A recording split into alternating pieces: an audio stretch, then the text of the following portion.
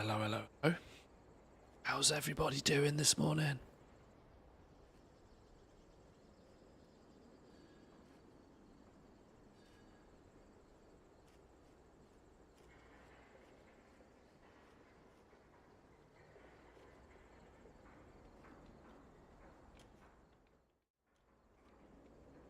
Alrighty. How we doing, boys and girls? Good morning. Coffee is cooking. I'm in need of some coffee this morning. Hope you are all well. Today's a little bit of a... It's a bit of an admin day. I'm gonna get that out there nice and quickly. I'm gonna be less focused on gameplay, more focused on admin-y sort of stuff. It's been about 2 weeks since I've been on the beta, and whilst the place hasn't changed much, it doesn't look like it's changed much. We're in release candidate mode technically at this point, meaning that as far as the beta is concerned, what you see right now is what you're gonna get. There is going to be hot fixes, there is going to be some subtle changes happening, but for the most part, what you see is what you get. There's not going to be any dramatic sweeping changes at this point, unless something is really broken.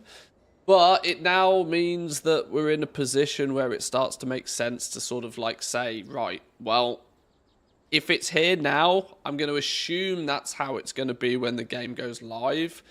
If something changes between now and the game going live, well, so be it. We'll have to catch it and we'll have to react to it when it happens. But I'm at the point where I can't really wait any longer before we start like really breaking things apart and really clarifying everything. My focus for today, it's in the stream title, is I'm going to be not necessarily building the Goblin Guide today, but just sort of sanity checking it more than anything else. It's already 300 plus pages long.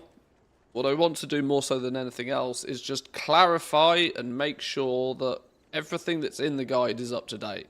Once everything's up to date, I'll see if there's any gaping holes and see if there's any information that needs to be added, adjusted, changed, and so on and so on. I've had some really good feedback from a few people actually. A few people who've picked it up, some of the early birds who've picked the guide up, have offered back some feedback, which has been very, very helpful.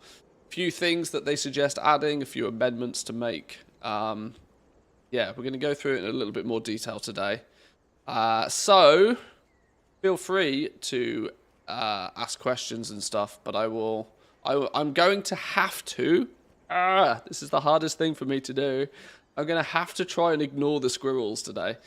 I'm not very good at this. I'm sure we'll get distracted. I'm sure TED Talks will happen, but I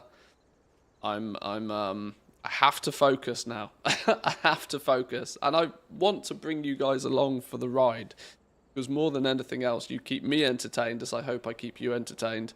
Secondly, you prevent me doing stupid things.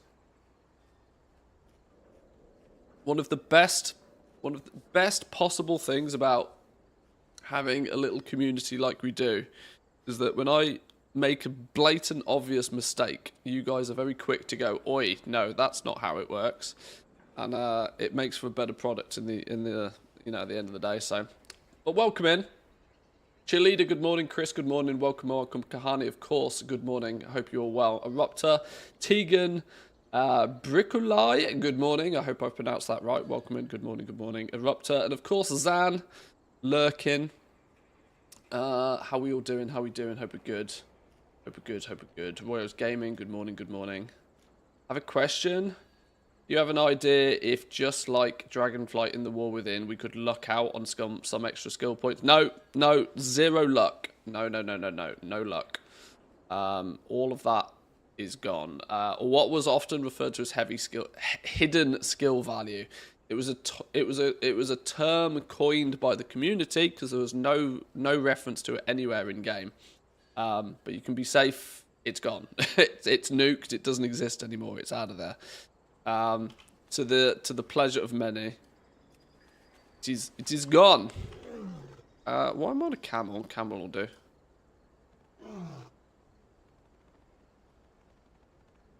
What do I feel about the quest that gives you 200 artisans metal and some resources? Cool. The reason it's there in the first place is that quest was there to begin with. The Artisan's Metal was added to it on the basis that they took the Artisan's Metal gain off all of the treasures. All of these things, off all the treasures, they took the... You still gain the knowledge from these, but they took the Artisan's Acuity off them. And so to make up for that fact, they gave each character that one-time quest that gives you a little bit of it. Which is fine. Sure, no problem. You have an alt army, it's an insane quest. It's really not. In the scale, it sounds like it. It sounds like it could be, but trust me, it's really not. Really not. It's really not. You are technically net negative on the Artisan's Acuity. Anyway, the materials, it's a drop in the ocean. Trust me. Might inflate numbers for a day or two, but that's it. It won't even... Well, you got to remember that things are loopy for the first couple of weeks anyway. Who remembers Dragonflight's launch when you could buy Awakened Earth for like 10 gold on day 2 of the expansion? This was predominantly because everybody is going through the same zones at the same time for the first 24, 48 hours of the expansion going live. If you can farm it in this zone, it will be basically free for the first day. Everybody will pick it up. Everybody will try and capitalize on those early. People will do silly things like this, that logging on and doing that quest on a bunch of characters. Flood the market with shit. Nobody's buying it yet because nobody cares. It's a nothing burger. It really is.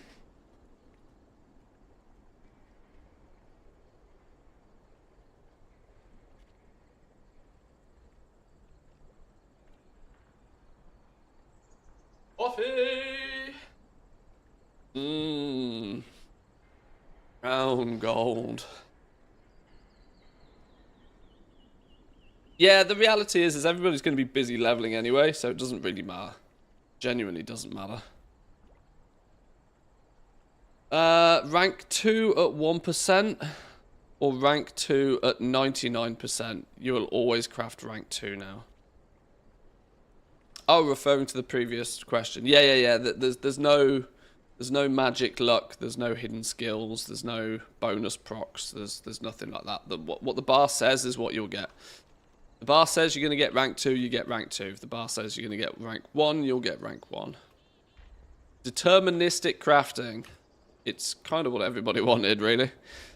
It is funny, though, that the very small handful of people that truly took advantage of inspiration and the randomness that came with it. Because if you do something at a big enough scale, the randomness disappears. But not enough people did it at scale to really take full advantage of it. And even then you were gambling on like 2% margins, which was a bit rough. But once again, if you're doing things at scale, if you're selling 10 million a day and you're making 2% profit on it, you're still actually making quite a lot of gold. But so few people were of that mindset that it doesn't really matter. But I did say squirrels to a minimum today. I wanted to start off with just... Well, I'm basically just going through my guide in as much detail as I can, but this will be a fantastic stream for you to watch, by the way, if you want a sneak peek of what's in here. Right, I'm going to start with Patron Orders, because I suspect these have changed a little bit over the last few weeks as well. Is everything I've got in here still true? Players struggle with regular orders. Patron orders have been added. They're going to be vital to your long-term success with professions and will play a key part in leveling your professions. Skill 50 to 100 is still tough to achieve without some sort of order filling. Need to turn the tunes down so I can... I love myself a bit of Calvin Harris, but I need my own voice in my head dominantly. Right, highlights, lowlights. They're private, no need to snipe them. They reward Artisans Consortium payouts. These include materials, finishing reagents, and more. There's a built-in catch-up system for knowledge, theoretically. Still not convinced, if I'm honest. Hang on, what's my dog doing? He seems to have taken a liking to chilling behind this grey chair I have here. But she also seems to like to dig on the floor. I'm not quite sure why. I think she's hot. It's summer after all. You also realise if this stream is kept live on YouTube, then no one ever needs to buy your guide. You may want to take the stream down afterwards. Oh, I mean, if somebody wants to skim through a three to 4 hour video to achieve the same as, I mean, that's their prerogative. I'm not that bothered. Refreshes on a similar cadence to world quests, a strong source of artisan security. This is all still true. Lowlights being that they are very random. You might be lucky some weeks in which orders you can fill. It will probably be an expense rather than something that makes you gold. Yes, this is this is the concern with the patron orders. Okay. Well, screenshot's a little out of date because it still says NPC orders, but that's fine. Each order will list its rewards for completion. The current options are Artisan Security, Artisans Consortium Payouts, Knowledge Points, or Select Recipes and Augment Runes. Is there anything other? Is there anything else popping up on them now? Has anything dramatically changed in that regard? What professions does this dude have? It's probably not the right character to be doing this on, to be fair, but... Description.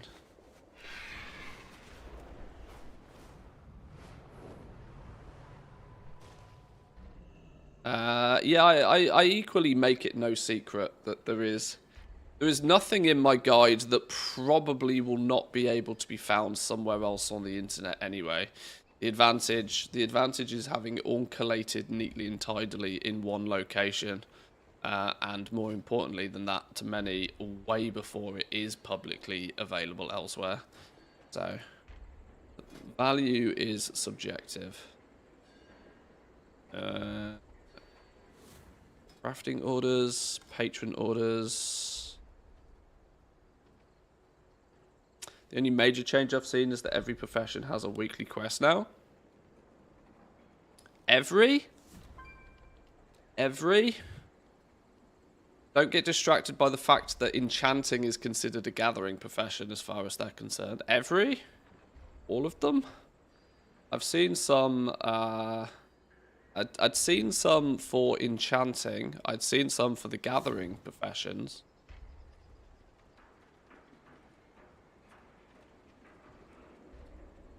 Might be worth having a little bit of a poke around and look into them. Are these still rewarding the same things? Flickers, unraveling instructions. Oh, have they changed the icons on these? Oh, that's cool. Yeah, the icons looked a bit weird and wacky. Unraveling. Have they changed the names of them as well then? I wonder where and if and anywhere I've got those things documented. Okay, so they not unraveling instructions. Oh no, it is the same icon. It's just I'd never actually seen the rare one. Haha. Okay, sure. But they're still the same. Flickers and glimmers are still an option on here.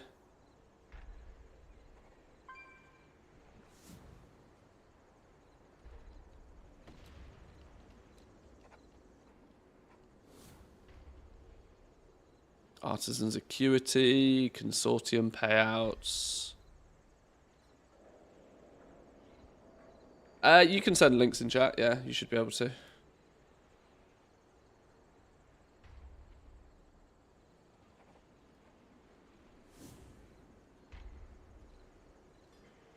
Oh, the inks have got new icons as well. Oh, they're nice. That's a nicer icon. Shadow ink, apricot ink. Ah, they got better icons now.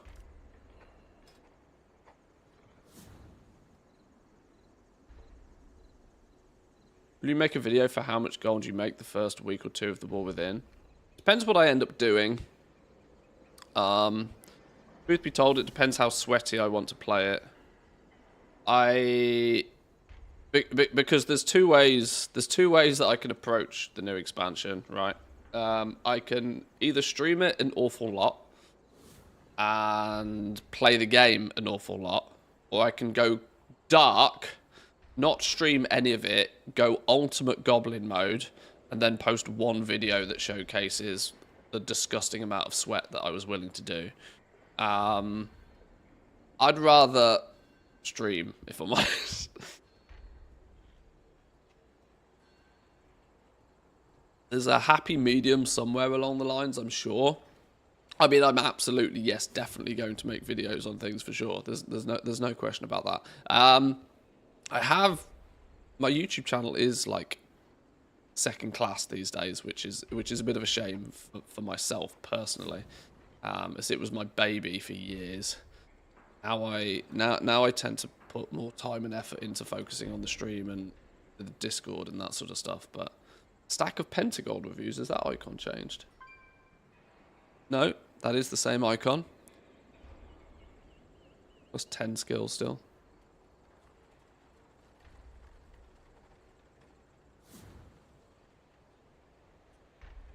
Oh, at least you provided the Dark Moon deck. Good. Good. I wonder if they have done a little bit of a sanity check on some of these orders then. I mean, I know I know 2 is not exactly a great sample size here, but at least when they're asking for sigils, they're giving the decks. I'm sure somebody will still find one where they don't. The big one, the Artisans Consortium Seal of Approval. That's big. They've definitely changed some things, because I'd gone entire builds without seeing any of these higher quality ones. Now they're seemingly more readily available.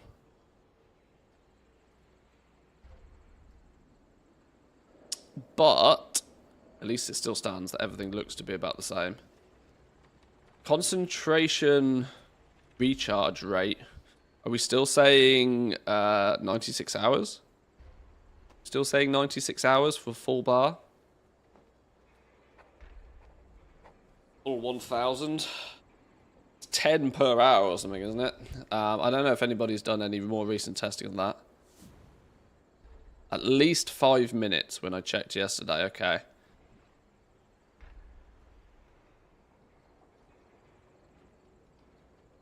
Seen the tailoring and the blacksmithing one on Leveling Realms so far. Haven't had time to check the others. Double check this. Have a look.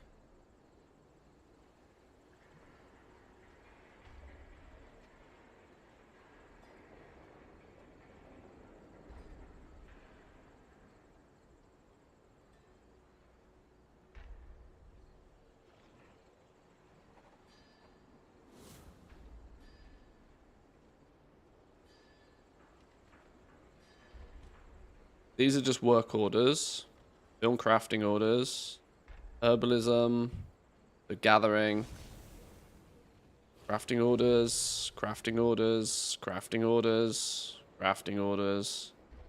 Are these the ones you meant? If these are the ones you meant, I was aware that these were a thing. These aren't new. Gleaming shards, like I mentioned, enchanting is more considered a gathering profession in terms of it has hand-in quests because it doesn't have work orders so much. Skinning, mining, just a pinch, doesn't seem to have anything. Herbalism, skinning, mining, enchanting again. Yeah, this is just all the gathering ones. These are the gathering turn-in ones.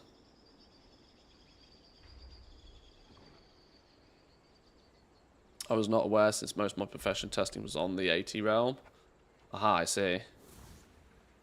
Yeah, these are just the gathering ones, and enchanting is more considered a gathering profession in terms of its knowledge point gain.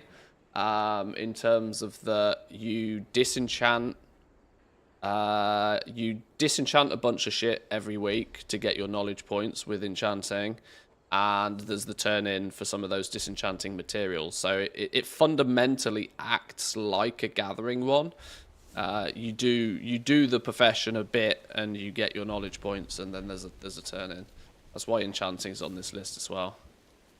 They clearly understood that enchanters are not going to have many work orders, and the patron orders are mostly glimmers, 99% glimmers, I think. So, yeah, they're treating that enchanting is being treated more like a gathering profession, which is odd. Odd. All right, well that's still up to date as needs be. The bags contain a few materials. There's sometimes some finishing reagents. I've spoken a little bit about the glimmers that can be obtained. These are going to be helpful when you struggle to reach the skill requirements to fill other orders. Personally, I'd use these almost exclusively on patron orders. Unless there is a lot of gold offered on a quote-unquote real order. Yes, yes. How do you get the unraveling instructions at the other skill items? Wait, hang on. Let me read that again. Oh, unraveled instructions. How do you get the unraveled instructions and the other skill item? Oh, these from completing patron orders. You complete patron orders, and there's a chance you'll get one of these, which is a finishing reagent that just bumps your skill by 5, 10, 20, or 40, dependent on the quality of it. These are, although interestingly, this is the only one that says bind on pickup. I wonder if there was one for an epic one. Is the epic one still bind on pickup? The other ones were not bind on pickup.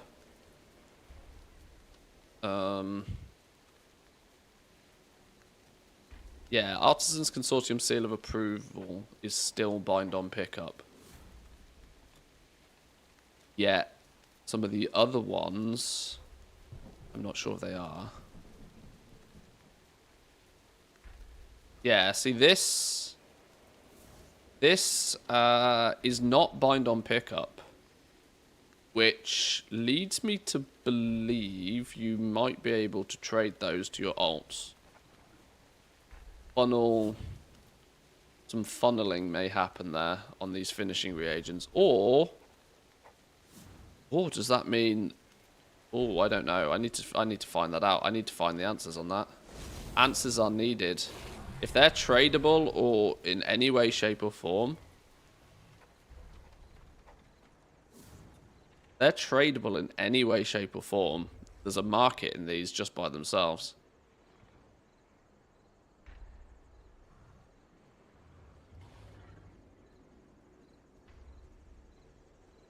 Maybe the 3 smaller ones can be put on the auction house.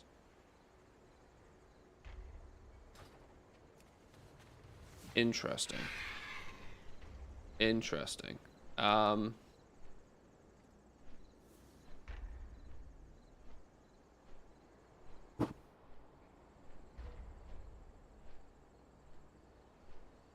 I'd feel there might be some notes needed on this. That stays the same way.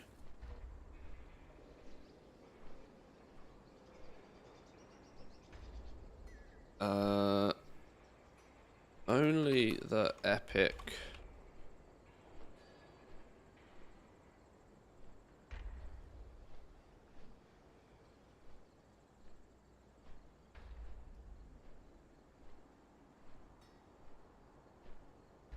How are we doing, Jack? Welcome in. Good morning, good morning.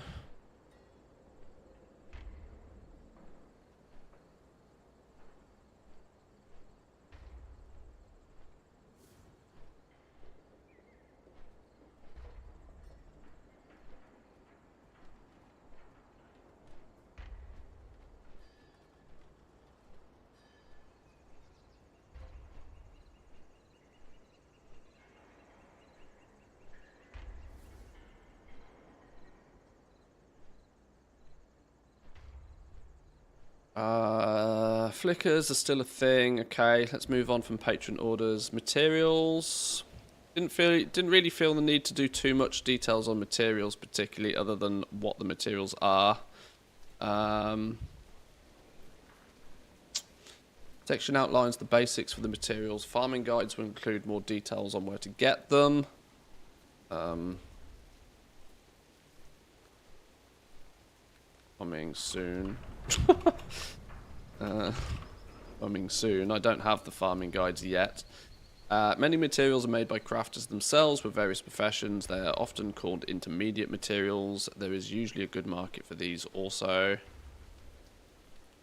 Yeah, I did notice there was no beta build overnight, which was intriguing to me. Intriguing. Maybe because there isn't going to be. Maybe because this is, you know, basically it now. Maybe it's hot fixes only, which don't need a full build. Want to buy 17 battered hilts? No. No. Good price. I do good time.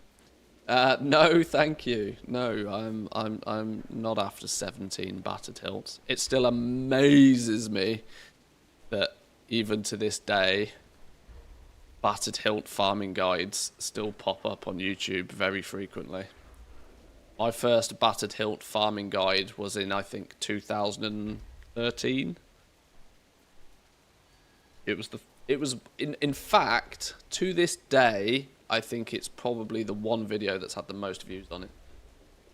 It's not public anymore, but until I privated it, I think it had about 250,000 views or something on it.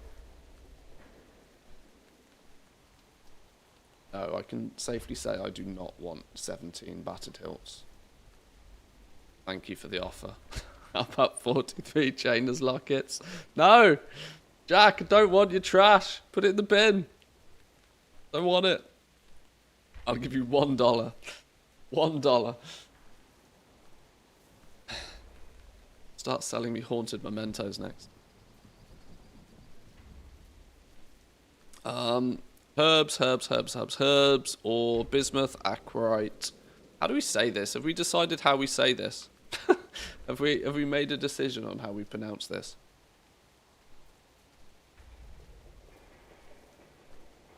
Translate from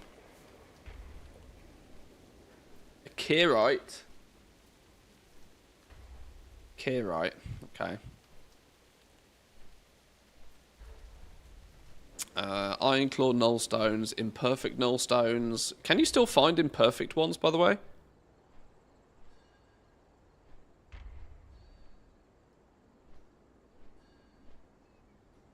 I'm pretty sure you can still find the imperfect ones. Leather, gloom chitin, storm charge leather, the 4 species specific stuff, thunderous and your sunless hides, and then I've listed some of the crafted ones, even though they don't really need to be there. I wonder if actually these are still... Yeah, I think they're alright. Superb Beast Fang. Oh, this is used in something now, isn't it? Where's Leatherworking? Give me Leatherworking. Beast Fang's actually used in something now. What's it used in?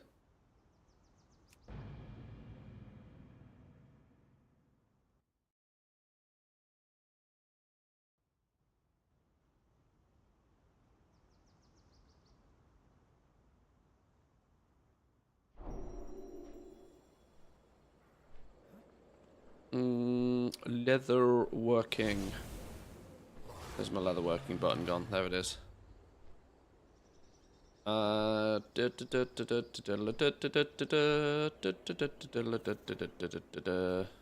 Used in these sets, isn't it? Oh, where's it gone?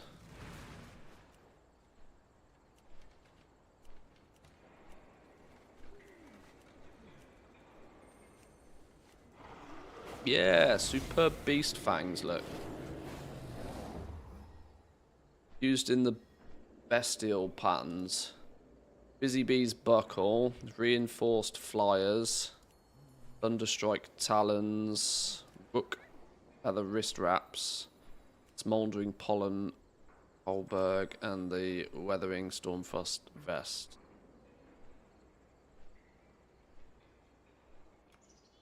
Question will be is if how many of those are going to sit on BIS lists for leather wearers, male wearers.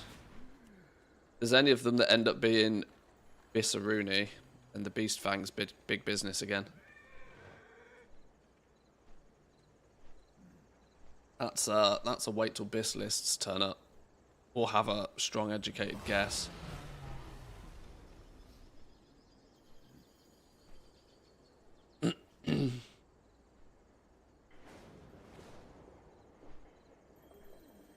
There are elementals as well, by the way. They're not as impactful this time round, but there are elementals still. The interesting thing is I'm more leaning. It's so funny how they've kind of looked at Dragonflight when making the War Within, and they've said, for the most part, they've said whatever was the correct choice in Dragonflight is now the wrong choice in the War Within. For example, with Gathering, your focus probably should have been on getting as many Awakened as you possibly could, because that's predominantly where your money was. Yet going into the War Within, I don't think you're going to pay anywhere near as much attention to getting your hands on more of those, but instead doing whatever you need to just get more and higher quality material. So Perception giving you the chance to find rarer stuff, maybe, but I'm more leaning on sort of quality and quantity over rarity is how I'm feeling. But I do so little Gathering, I'm not the right person to ask. I do need to get into the habit of doing more Gathering though. There's no questions about it. I need to keep on top of Gathering this time. I left it for dead in Dragonflight and shouldn't. I need to put forward the pledge that I will actually do some significantly more Gathering this time round.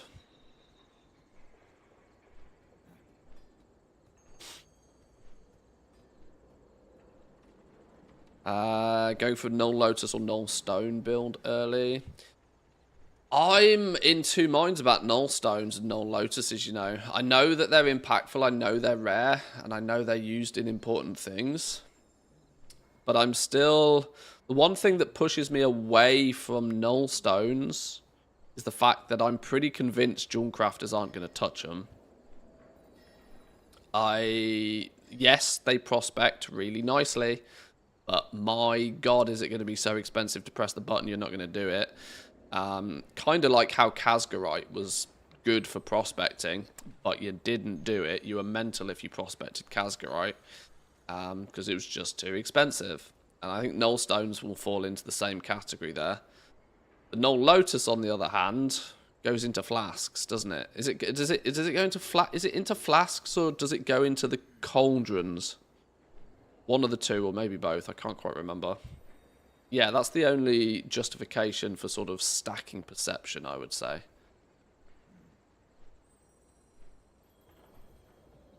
Okay, I'm dangerously getting off topic again. Super Beast Fang is a thing and is actually used now.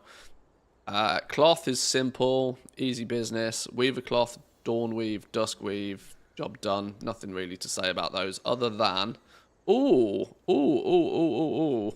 Cloth can be gathered by any player. No.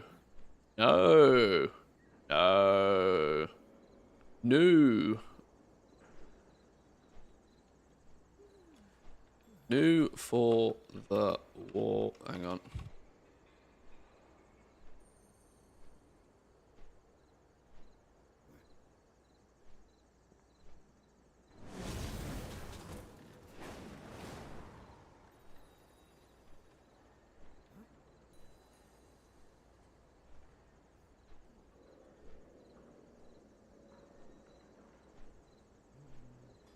You will need to be a tailor to effectively gather cloth.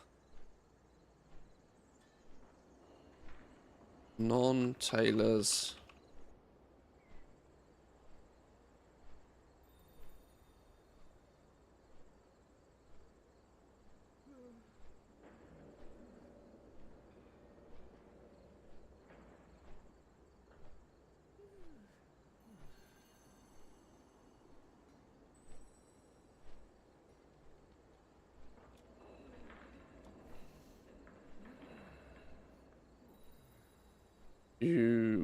Humanoids have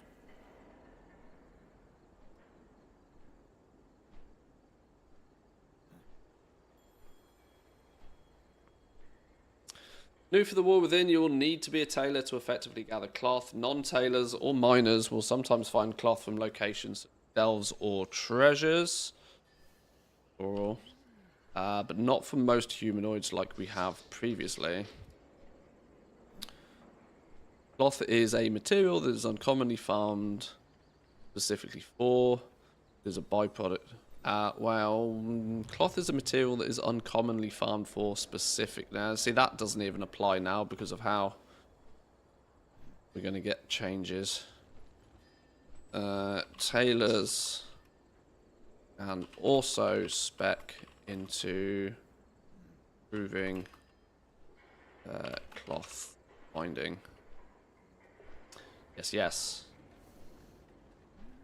Enchanting mats. Enchanting materials are most exclusively gained by disenchanting items with the enchanting profession. Often the quote-unquote crystal is very rare and expensive at launch. Unlike Dragonflight, enchanting materials now have 3 quality ranks. Historically, there's been a way to shuffle to acquire enchanting materials, often by making very cheap basic armor with leatherworking or tailoring for the sole purpose of disenchanting it. More on this in the enchanting section. Simple stuff though. Three materials, 3 qualities.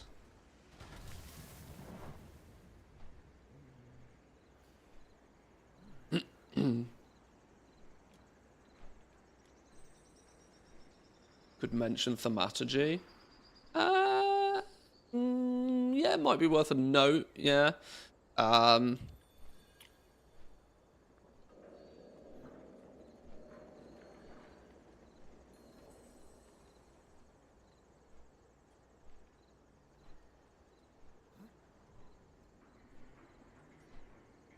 Thaumaturgy spec.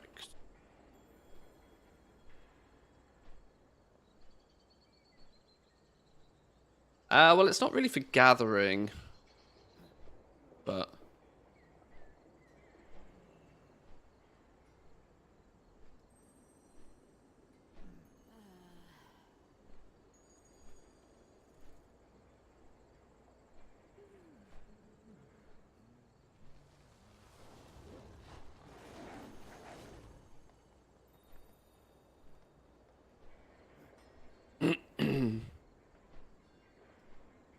okay. Gems mostly come from prospecting. Ore itself can be a good way to make gold early on in the expansion or patch. Prospecting often requires a good understanding of the results. This is usually tested heavily on the beta before launch. I've not done it yet, by the way. And will be covered in more detail in the jewel crafting section. A significant change to Dragonflight is that raw gems no longer have qualities. Hurrah! Nor can we prospect our diamond or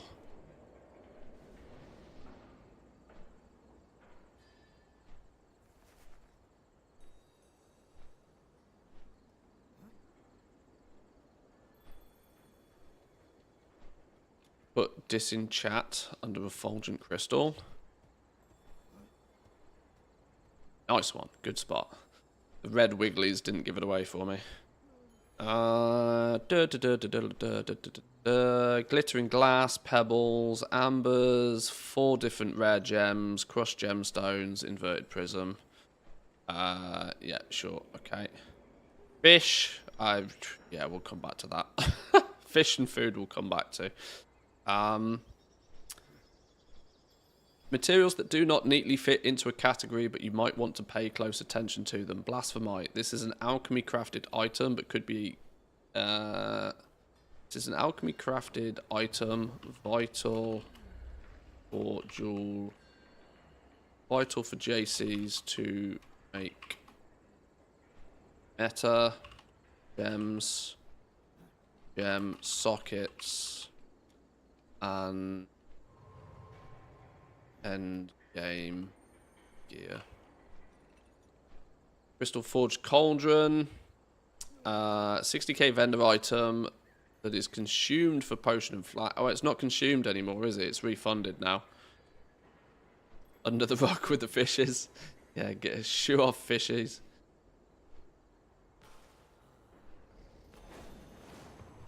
Great change. Cloth might actually be worth something this time. Yeah, it's going to be very odd. I think you will find that priests, mages, warlocks will be a touch surprised by all of a sudden how expensive their gear is, because historically cloth gear has always been basically free, or relative to the cost of leather, mail, or especially plate gear, basically free. This time round though, maybe not so much. Maybe not so much. Also interesting to note on cloth that the quality drops on cloth has nothing to do with your skill in the profession. Yeah, it's entirely linked to the spec trees, isn't it? Entirely linked to the spec trees, which is interesting choice.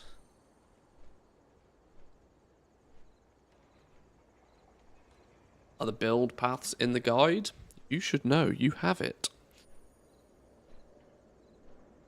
There are going to be more detailed ones, yes.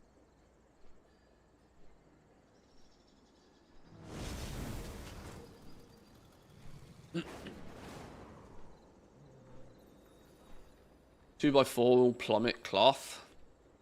Well, not necessarily. It depends, because 2x4 farming, you've got to remember that 2x4 farming has to have a primary thing you're chasing for. 2x4 farming usually exists for one of a few reasons, right? You either do it for epic gear. If you're like 2x4 farming for like world drop epics, your main ultimate goal is just to kill as many mobs as you possibly can in the shortest period of time. Which then means that you're primarily focusing on getting gear to drop, and things like cloth, things like whatever else is just a byproduct. You secondly might, or at least in the war with it, in Dragonflight, you would kill elementals for their rousings. You don't want to be doing that in the War Within, because they're not going to drop them. They're super unlikely to drop them, at least, anyway. Well, time will tell on that one. I don't think people will set up 2x4 farming specifically for generating cloth. That is, unless it does just get out of hand crazy expensive, and then of course people will do it. But I don't think cloth is as big of a... Oh, and in Dragonflight, you would have enchanting, because there was enchanting drops that you would disenchant into materials. So there's a route there as well. Yeah. There's. I'm not sure 2x4 farming is going to be as popular, because there's just not the same big ticket items, I feel, that people will be trying to kill a bajillion mobs for. I might be proven wrong, because, you know, loot tables have been a little bit all over the place in the beta. I'm sure somebody will find something super valuable, and then 8 people will all jump on it like a rash. Gamers do gamer things. But it's definitely going to have an impact, the fact that you have to have tailoring to find cloth. No question about it. It will categorically be more expensive just by that one fact alone.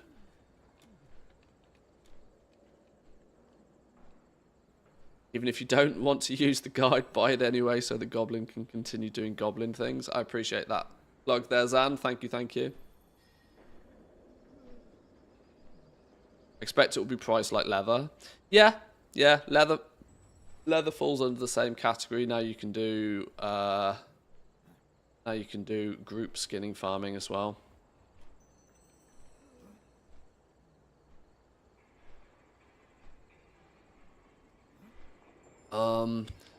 Leyline residue, crystalline powder, viridescent spores. Why did I not list the fourth one? Hang on, these are all wrong.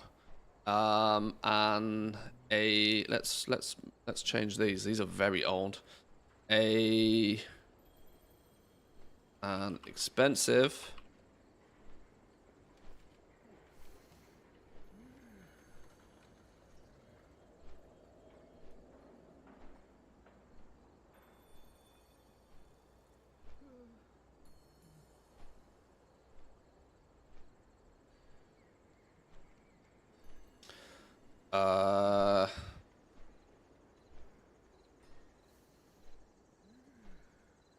Leyline residue, crystalline powder, viridescent spores.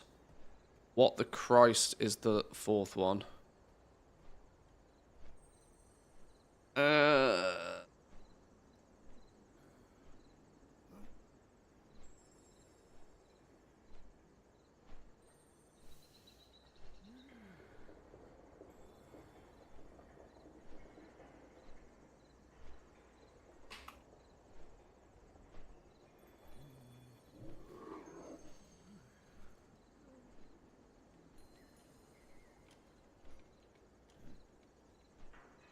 Writhing sample. That's the one.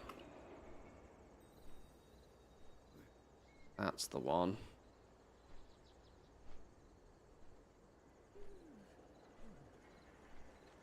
I need the link for that now.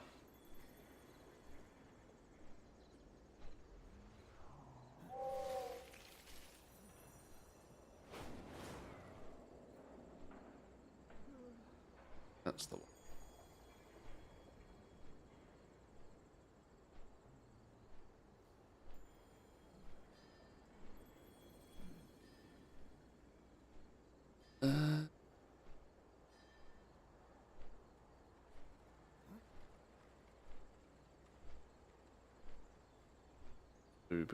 Rarity.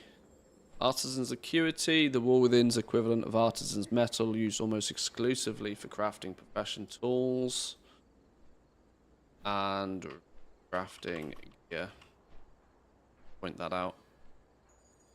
I don't know why I bothered putting the profane tinderbox here. But these are some items that are worth paying attention to as well. There's the profane tinderbox. Oh my god, it's been 2 weeks since I've been on the beta and my brain has forgotten everything. There's the profane tinderbox. There's the Arathi something or other. There's a few other odds and ends, isn't there? They're not super important either way. They'll basically be free.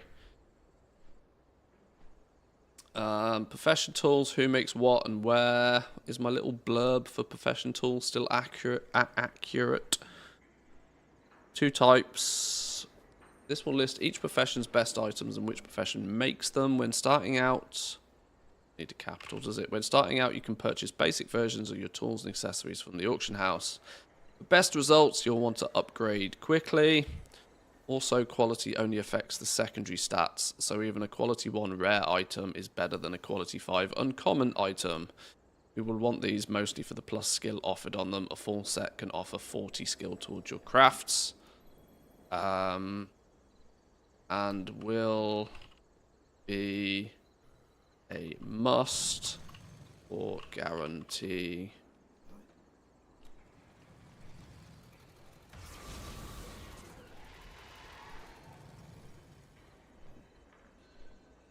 Go. And then all of them. Renowned knowledge, simple, easy peasy. Is it still 12, 12 and 14? Let's check nothing has changed there. We are doing a sanity check. 12. Alchemy, blacksmithing, enchanting, tailoring.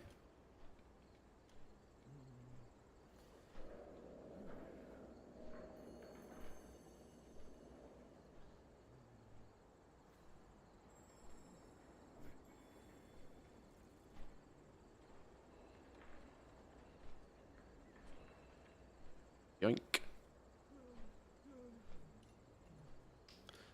make things look pretty.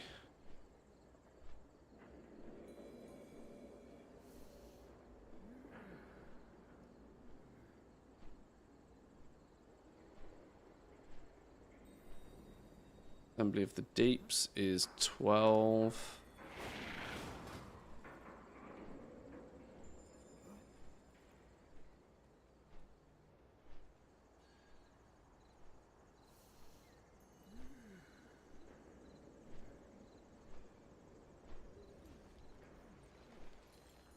That actually says which ones it's for this time. True.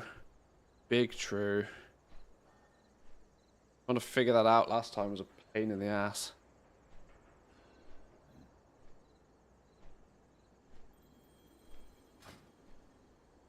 And Hallowfall is 14. Yep.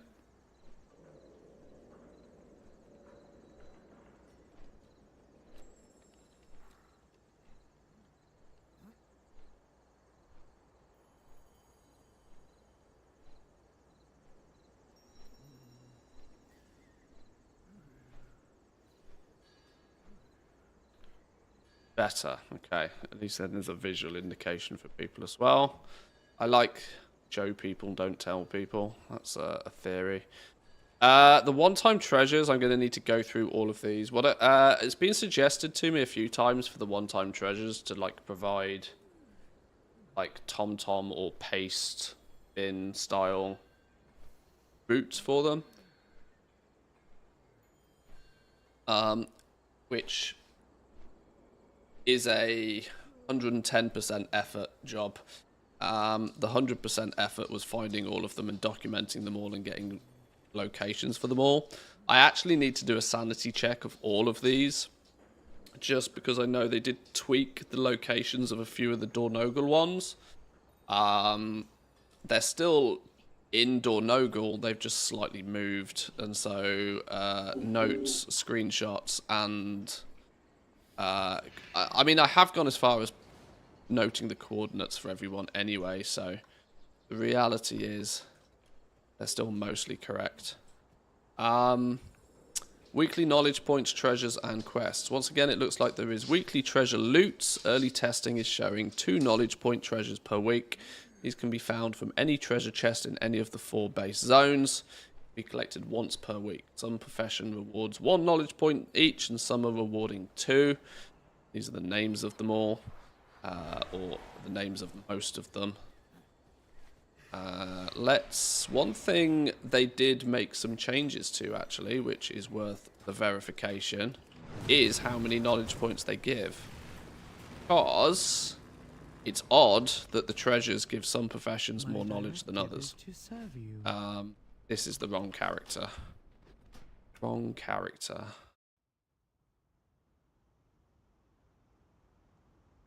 Writhing sample tooltip in the game now explicitly says it comes from mining and herbalism. Oh, does it? Okay.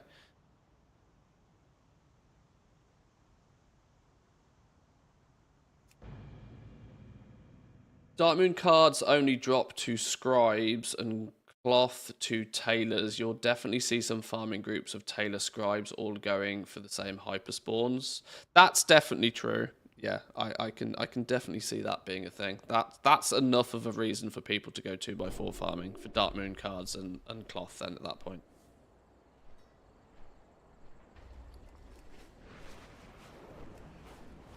Any advantage to be level 80 instead of 70 on your alts? Not for launch, but I suspect there definitely will be, probably by the time 11.1 rolls round.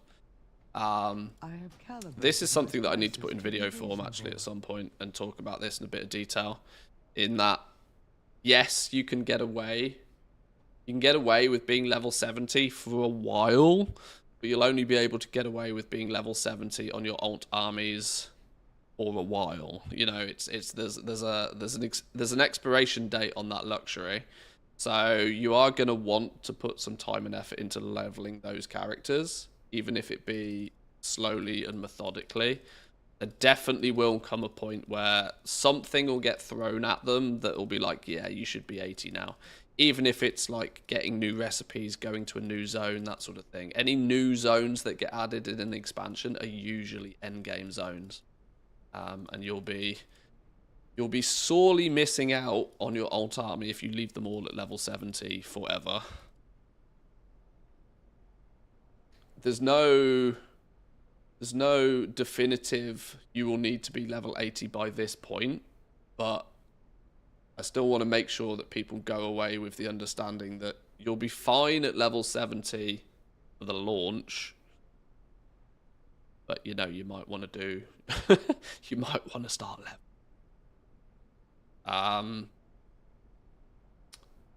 Unless they change things, leveling alts to 80 will take 5 minutes so fast, even without the 25%. 5 minutes is a clear exaggeration. It's going to be a touch faster than I think it was in Dragonflight. But I don't think it's going to be that much different. The point is that some people will just not do it at all, right? You got to remember, even 5 hours when you're talking about an alt army, if you've got 20 characters, and if it even takes 5 hours to level up, that's 100 hours just leveling those 20 characters up. There are people out there that don't play a game for 100 hours in total ever. Never mind just to, like, you know, get the busy work done. So I know MMOs, it's slightly different. They're designed to be time sinks and people play them consistently, but it's worth being aware of. What was I checking? Yeah, I was checking these. Alchemy is giving you alchemy knowledge. Alchemy treasures are giving you +2. +2. Yeah, then blacksmithing treasures are giving you +1. Leatherworking knowledge points are +1. Enchanting ones are +1. +1. +1. Inscription is +2. So there seems to be some disparity between the treasures even.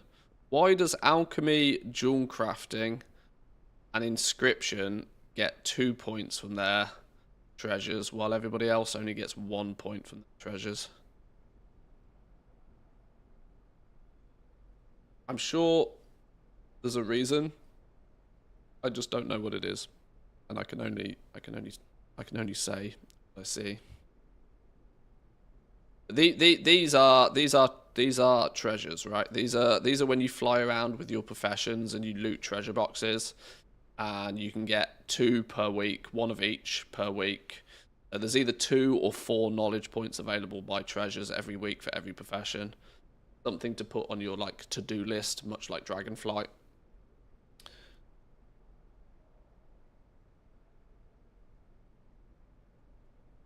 Can you please consider a longer than usual early access day 1 stream, knowing that it won't quite be 24 hours? Well, historically, I will. Well, my goal for launch is to have all of my guide finished, to have my YouTube content ready and waiting for me to press the publish button on it.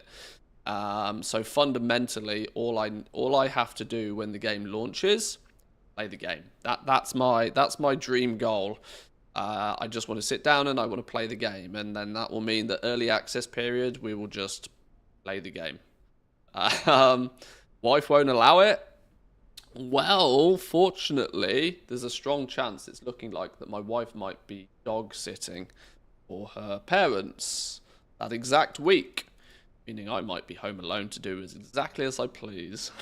So we will see. I'm not doing 24-hour streams. Let me clarify, but we will have the option to just play a lot if I can get everything sorted.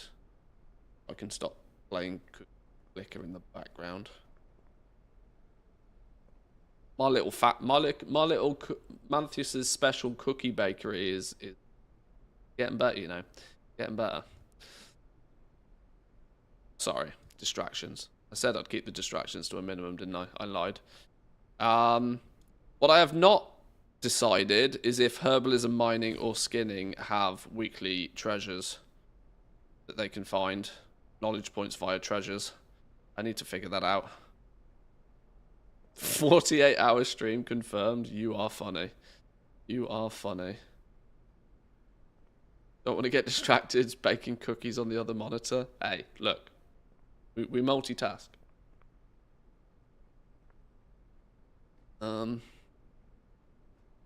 All professions have an intro quest starting in Dornogal.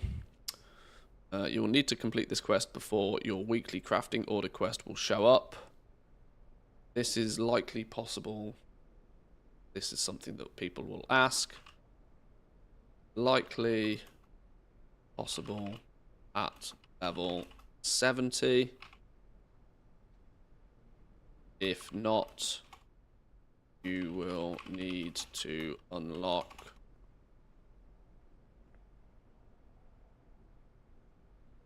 adventure mode by reaching level 80 and completing the campaign on at least one character.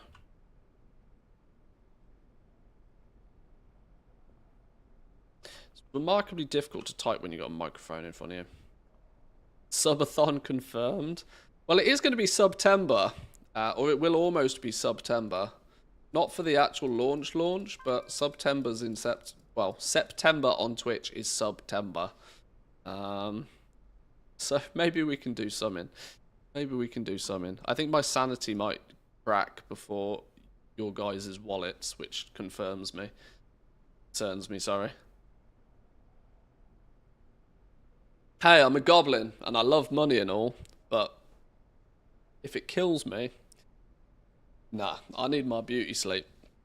I need my beauty sleep, so that's why I tend not to do many crazy things like that.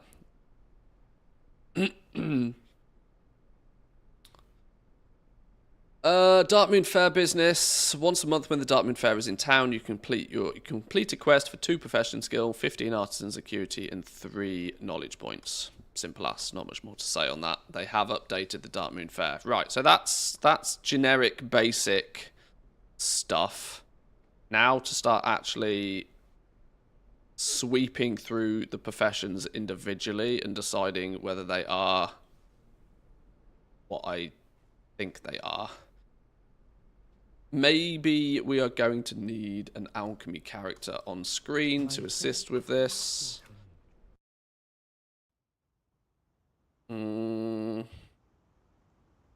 Realms.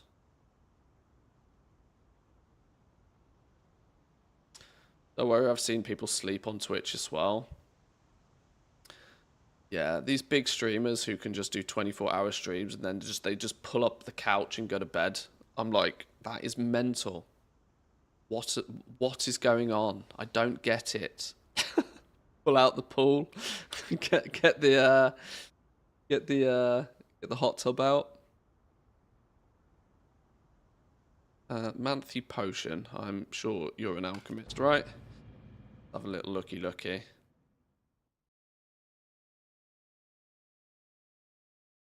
From the moment the dark titan Sargeras plunged his colossal blade into our world. Spoilers? How long has it been since I've logged onto this character? Okay. Is this fully min-maxarunied alchemist? Nearly. Okay.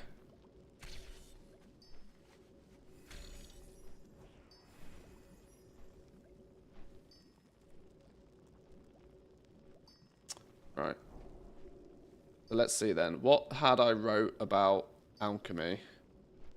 I have not. I have detailed notes on thaumaturgy that have just not made it into the guide yet, by the way. For anybody that does have a copy of the guide, thaumaturgy is not detailed yet. I think thaumaturgy is going to be interesting enough that it's going to require quite a large write-up in and of itself, which is why I've kept it basic for now. But, right, alchemy is going to be alt heaven if blasphemite is a challenge to craft, in high demand and also limited. The recycle system is being tweaked to hopefully sweep up some of the basic mats and potions, convert them into catalyst. This is by the experimentation being buffed once all patterns have been researched. This will require some real endgame testing to see if it actually works in practice, because its viability heavily depends on the prices of potions. What's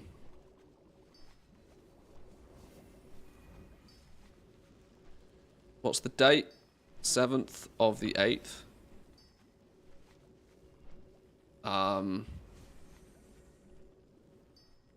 The limitations on blasphemites have basically all but been moved.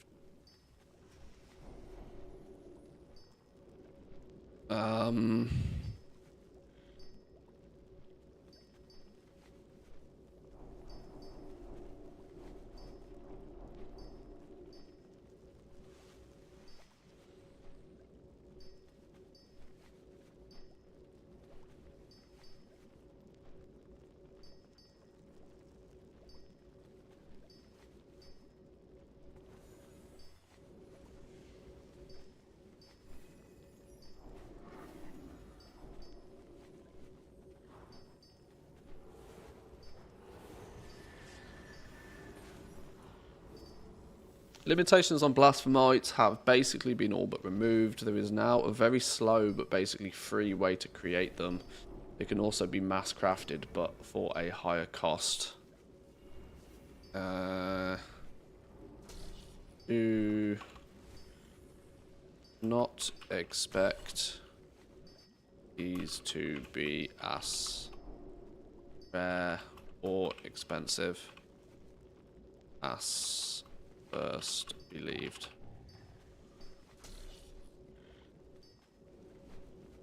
Yeah, blasphemites are not anywhere near the same league of ridiculous as what they were initially.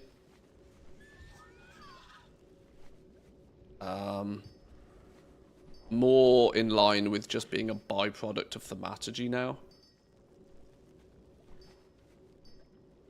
So much so that I'm not really convinced that an alt army of blasphemite producers is really of any particular value to you.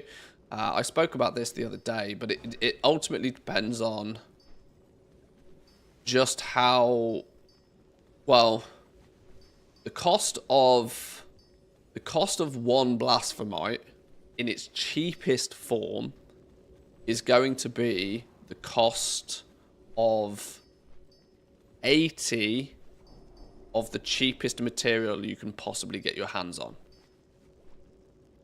which ultimately means that blasphemites could be created for less than 100 gold quite quickly, quite easily.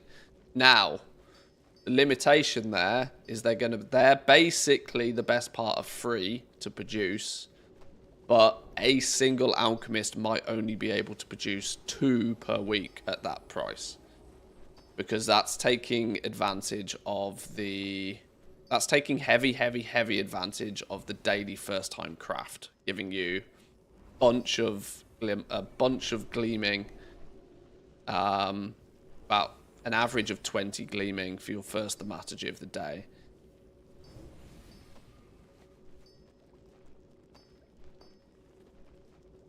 What the hell? Oh.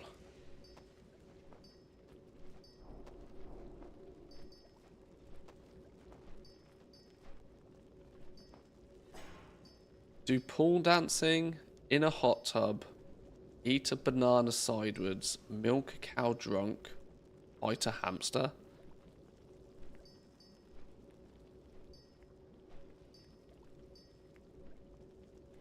Are you okay, Jack? Do we need to send the men in white coats round? Are you good? Okay.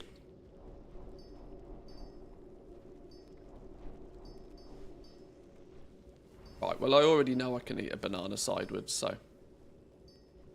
Right, anyway. Yeah. So the TLDR to that for me is that, yes, you can make a very small amount of Blasphemites basically for free, but the route in which you will be able to mass produce Blasphemites is by just gaining gleaming for every time you burn 20 materials. I think it's 2, if not 3 gleaming you can get on average per thaumaturgy. So 20 materials equals 2 to 3 gleaming. You need 80 gleaming to make a single Blasphemite. I think they're deliberately trying to get them to be about the same sort of price as Dracothists. Few thousand gold a piece at best. But that's the mass produce them price. The mass produce them price will be competitive very quickly. So I don't think Blasphemites are going to be mentally expensive in any way, shape or form. No sucking a golf ball through a garden hose. Bad poll.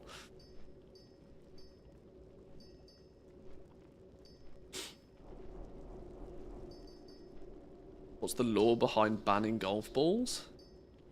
I didn't know they were banned. I think Jack's just having a special moment today. Long story. Yeah.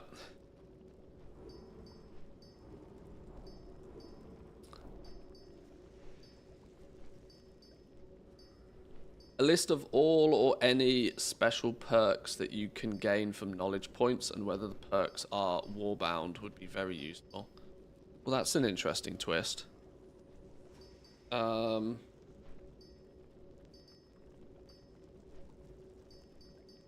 extra flask time and such.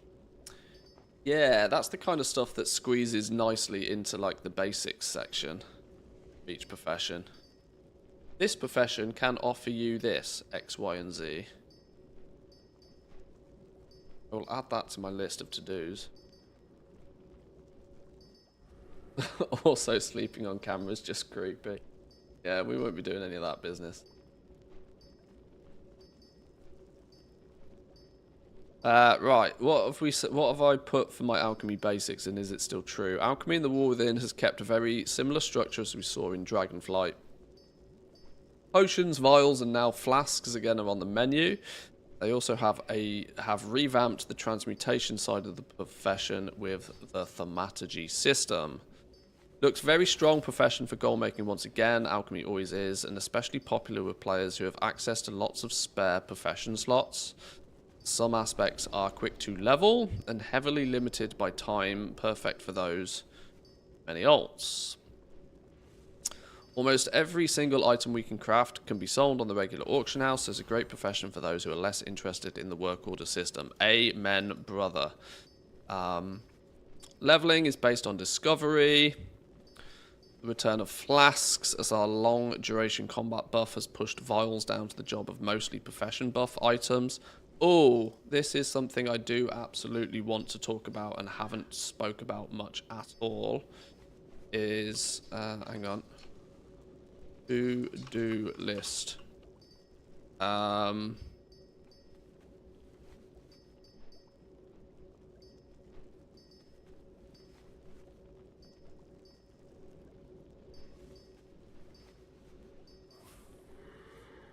Where's my and button? Profession consumables and finishing reagents need talking about. I haven't.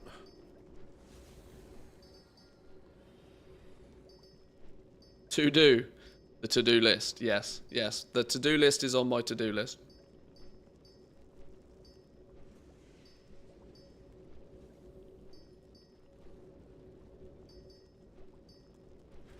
Did you just amen, brother, your past self?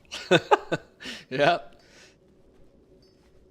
Or did you really hire a ghostwriter to make the guide? I tell you what, I'd have saved myself a good couple of 100 hours if I did.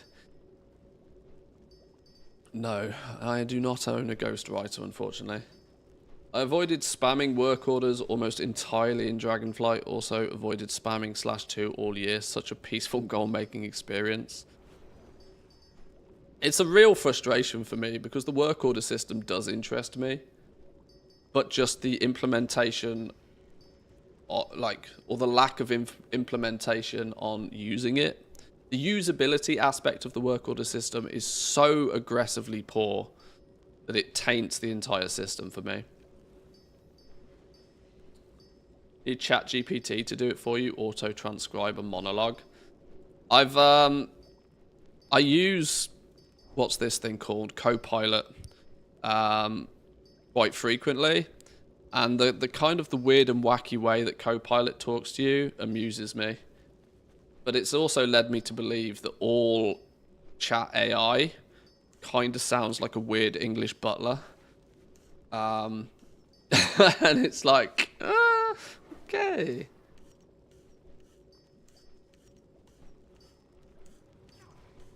Maxwell incident?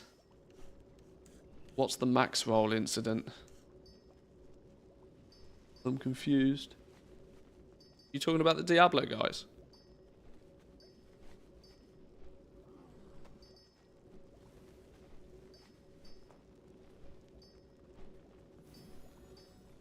Company Echo partnered with. Yeah, I'm aware of the Maxwell team.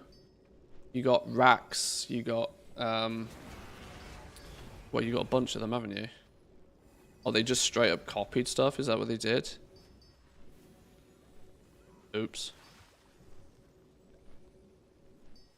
Speaking of English butlers, when are we getting Stanley back? I would like to get Stanley back for the launch. I would like to get Stanley back for the launch. I need to figure out Stanley. Stanley still lurks in the background. I would like to get Stanley back. He was fun. Set him all up again.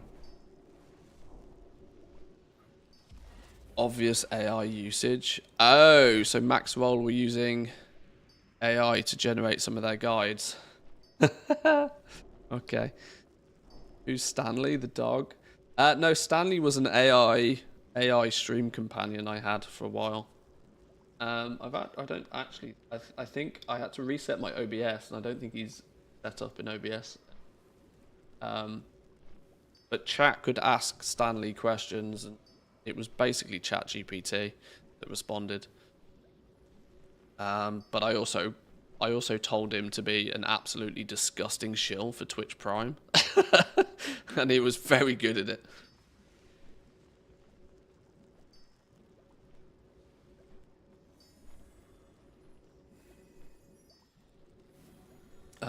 Who is Stanley the dog? What is the dog's name, by the way? Well, I've got two dogs. Is one in the basket? No. Oh, they're both...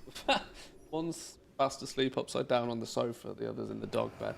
Oh, you might just about be able to see a doggo over here in the bed. Maybe, possibly.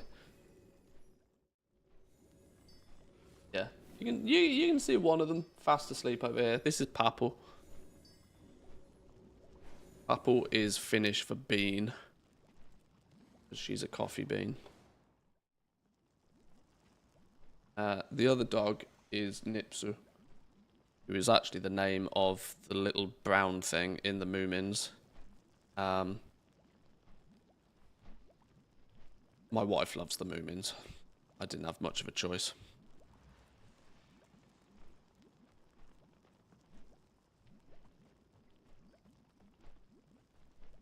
For anybody that still needs to level, they've buffed the pre-patch heavily.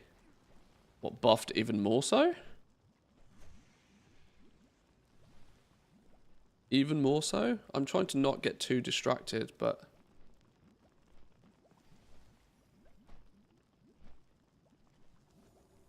Radiant Echo bosses now have lower health points. Blizzard just announced that the bosses for the Radiant Echo pre-patch have lower values. Oh, hang on. What have they been doing then? What have they been doing? Hang on. Yeah, because people were avoiding the bosses, weren't they? Because they took flipping forever to kill. You could do 5 of the Radiant Echoes in the time it took you to do one of the bosses. Did I hear Moomins? You did.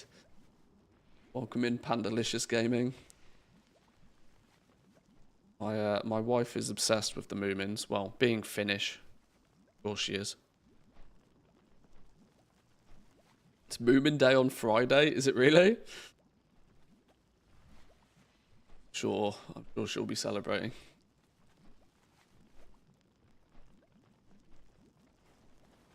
Day before the bosses got much worse, it's basically a reversion more than anything else.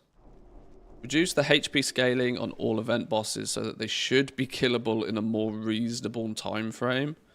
This includes both the mini bosses and the final bosses, such as Onyxia and Ragnaros and such. But this is mostly problematic. I found this yesterday. The biggest issue for me is that the first 15 minutes of the event, you absolutely smash the pants off it, right? You blast it for the first 15 minutes. What you then lose is you lose all of the overgeared, overpowered players who are only doing it for the daily. You lose all of them. Then all you're left with, for the remaining 45 minutes of the event, all you're left with is the low-level, undergeared, underpowered players, half of which are just tagging the boss, increasing its health, and then not even DPSing the thing. Which makes the last 45 minutes of the event, if you are trying to use it for the purpose of leveling, horrendously slow. So much so that I felt as if I was doing half of it solo sometimes yesterday. Hopefully, at least if you have the bosses dying relatively quick, it should counteract that.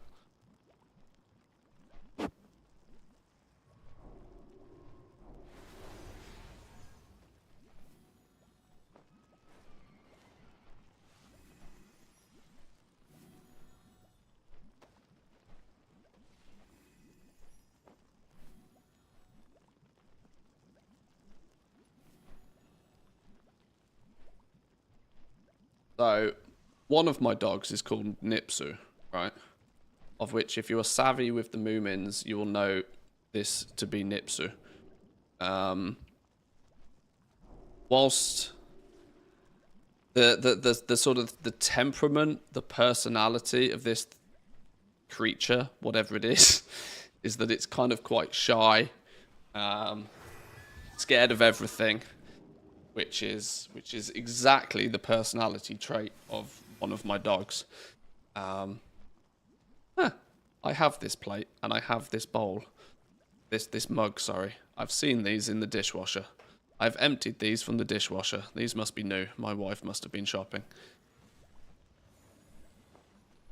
I love the random Moomin lore on stream.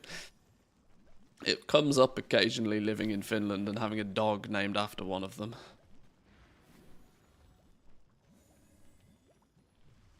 But yeah.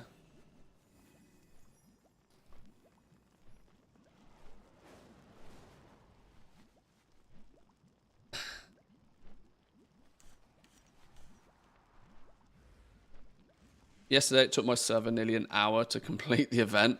Yeah, if you get left with just the trash, if you get left with the dregs who are just trying to like leech experience and there's no boosters left, there's no level 70s left, there's no OP players left. It goes from being like lightning fast to deathly slow. Not much you can really do about that. Right, let's keep going though. Let's not get too distracted. I'm desperately keeping squirrels to a minimum. We are on profession 1 of like 8. And we've been here an hour. This is going to take me forever. It's going to take me a week just to do a catch-up, and then by the time I've caught up, something new will have turned up and I'll have to do it all again. Anyway. Right, what have we said? Alchemists who choose to spec in thaumaturgy will be the sole creators of a very powerful item called Blasphemite. This is Jewelcrafter's Diamond and will play a large part in endgame player power. Blah, blah, blah, blah, blah. When crafting with alchemy, it's possible to gain a spillover buff. For a small duration, you will need to spec into this, but can improve your crafting results. Alchemists care about materials. Yes, they do. Four-way catalyst. Harmonious horticulture is their intermediate. And then mutagen comes from various forms and is ultimately for the crafting of blasphemites. That's all the same. That's a basic overview that's all the same. Experimentation overview. Core way of gaining recipes. While there are some that can only be obtained from more regular places, e.g. spectries, renowned paths, raids, most of your crafts will need to be learned via the experimentation system. 2 forms of experimentation, wild and meticulous. Wild experimentation is your frequent, takes 20 herbs and 2 core way catalysts, and can occasionally fail. They tweaked and changed these, didn't they? Have they changed the values of these? Is it still 20 on the wild and 2? It is still 20 and 2. Can still give you a... Can still go boom. Meticulous is now, what, 10, 4, and 5? Meticulous is a trap, by the way. Meticulous is a trap.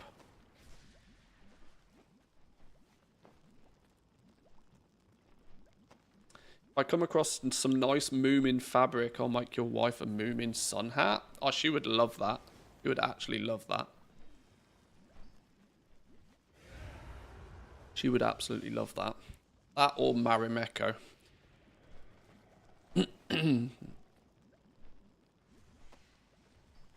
I just got some cloth gear on a mail wearer in the pre-patch now. Seems that has changed too. Oh, people were complaining about the recruit gear. Was it called recruit gear? We need to change bots soon. It's getting annoying. Yeah, I don't like Streamlabs. I'm not a fan of Streamlabs. It's one of the things that's on my list to do's, but I haven't got too much time right now to think about it. We'll figure out some way to get it to you guys without doxing yourselves. Well, I mean, I'd happily give you our address just for that purpose. I'll risk it for that purpose. What do you think would be better in the first few weeks? Maxing a few alts in terms of knowledge points, or to finish a minimum build on as many alts as possible? The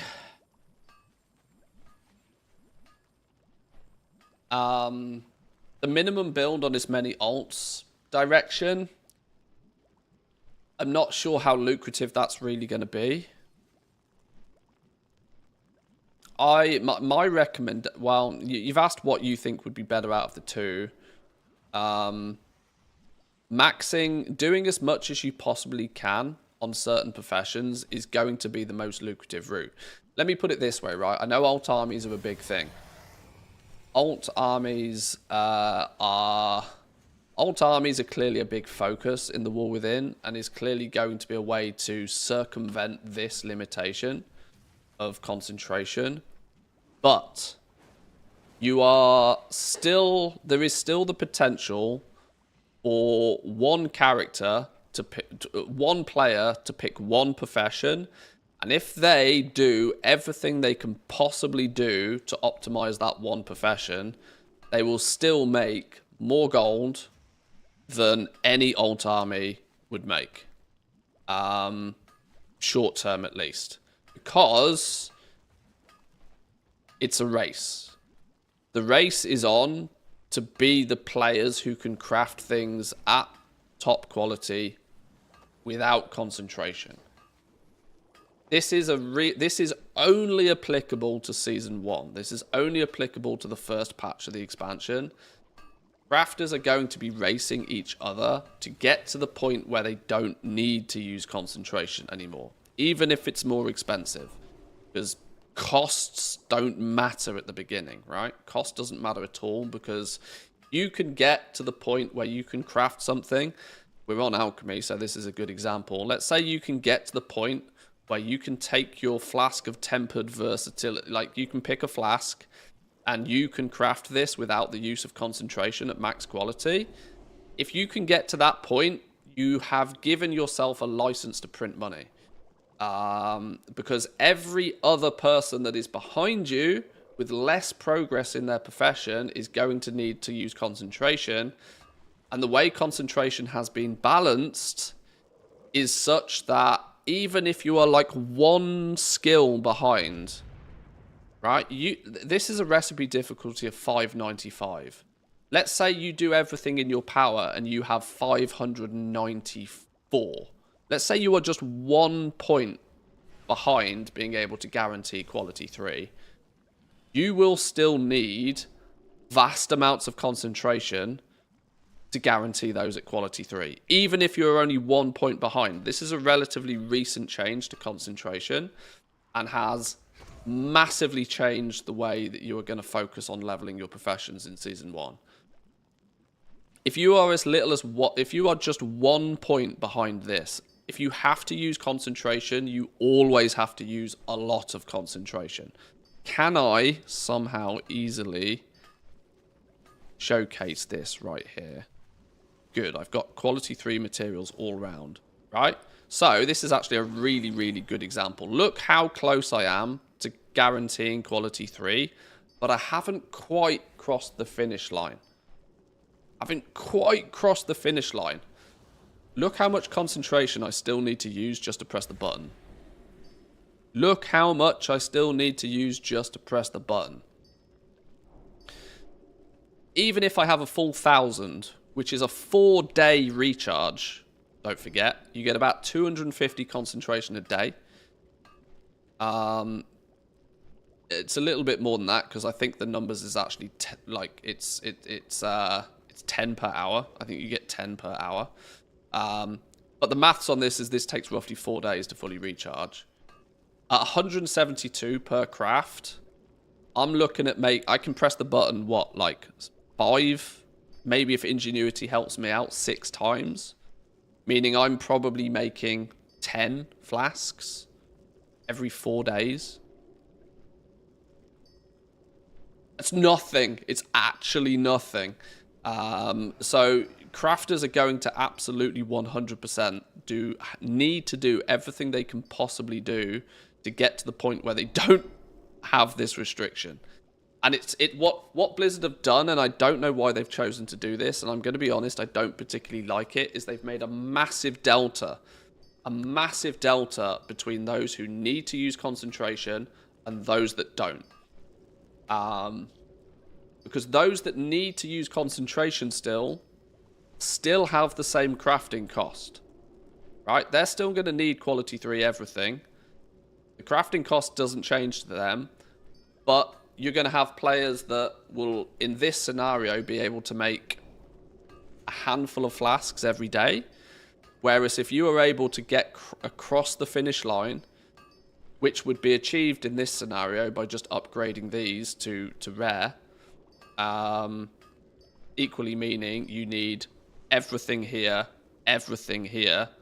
and max here to get to the point where you can guarantee things at quality 3. The difference between making a couple every day and being able to produce as many as you can possibly sell, I hope people are starting to understand that you want to cross that finish. If you are one of the first people to cross that finish line, you have a license to print gold. This is where the race is going to be for some people with professions. The sooner you can remove concentration as a variable, you want to get it gone as fast as you possibly can. And the difference between the time it takes you to do it and the time it takes the next goblin to do it is the period in time to where you can just print money. This is where your 100k enchants kick in. This is where, you know, your 10, 15, 20 million gold mailboxes come in. This is something that can only be done in the very, very early days of an expansion. And then the rest of the expansion, your focus is different. But if you can, the ultimate sweaty goblin play can make 10, 20, 30, 40, 50 million gold in the first couple of weeks of the expansion, and then they sit back. Now they cross their hands, they put the professions down, they're done. They couldn't care less at that point. They've made so much gold in the first couple of weeks because they were first to market. This first to market advantage is monstrous if you can get there. But of course, not everybody can. And you have to 100% min-max and optimize your professions if you even plan to be that person. You've got to do everything you possibly can, no restrictions, no limitation, to get across that finish line first. The soonest you can remove concentration as a variable, you are winning. And you are winning for as long as it takes for everybody else to catch up to you. This is why it's a race. You want to make stupid gold, it's a race. With no shards, it all comes down to getting lucky with NPC orders. NPC orders is a variable, but we're led to believe that you're only going to be able to acquire X amount of knowledge points via NPC orders per week. The beta doesn't showcase this very well, because the beta is in this kind of like fake world. It's not real. The timings don't seem to apply the same way on the beta as they will when the game goes live. The catch-up system, you know, whereas right now you can fill work orders, and the rewards on them are seemingly random. We suspect that there is a cap to the amount of knowledge points that you'll be able to gain from these each week. And your goal as a crafter in that scenario is just to hit that cap. Whether that cap is going to be visible to us as players or not, still don't actually know. You still think the racials won't matter much then? Well, the racials might matter for that week, but they will only matter to the handful of people that are ahead first. They will help. They will help, but they will help for like 2 days. Like the racials are still not going to be a big thing at all. For the average Joe, if you are doing, you know, if you're doing the sweaty goblin, world first goblin print gold cap kind of gold, then yeah, you absolutely need the racial, because you need every advantage you can possibly can. Because if you don't have the racial and somebody else does, you lose to the person that does. But it, you know, at that point, you know, when you have to do everything, min-maxing is doing everything. You can't half min-max. You either do it or you accept that other people are. Let me catch up with chat here real quick. Do you have any insight of if there's any benefit loot-wise to level a cloth scribe farmer to 80 versus having good gear and locking at 70? I don't have much insight, although what I will say is that like level 70, level 71 characters, at least for professions like skinning, locking your skinning character, if you've got a well-geared skinner now, we're talking like 500 plus item level skinner right now, locking them at skill 7, locking them at 70, 71 could mean that your time to kill on mobs is so much faster than like a freshly geared level 80. You will be slightly more optimal. But that's very questionable. Can you even actually XP lock after level 70? You might not actually be able to XP lock after level 70. I don't know if that will actually work.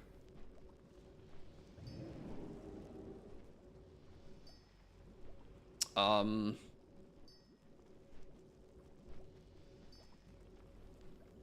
of the elite zones have level 80 mobs even in adventure mode. Yeah, it depends where the farming spots end up being. If the farming spots end up being like level 80 elites, then of course you're going to need to be level 80 and reasonably geared. Are the profession tools backwards compatible? I've not tested backwards compatibility. I have zero focus on Dragonflight. Like, as far as I'm concerned, Dragonflight professions don't exist anymore. I couldn't care less about them. Once the expansion launches, we can test and poke around and see, but I've not given much thought to it, honestly.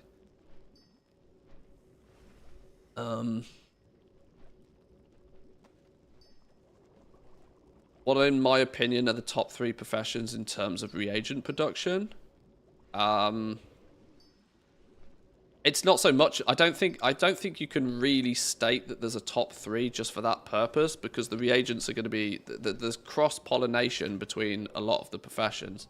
A lot of professions make things for other professions, and so in that regard, everything is equally important.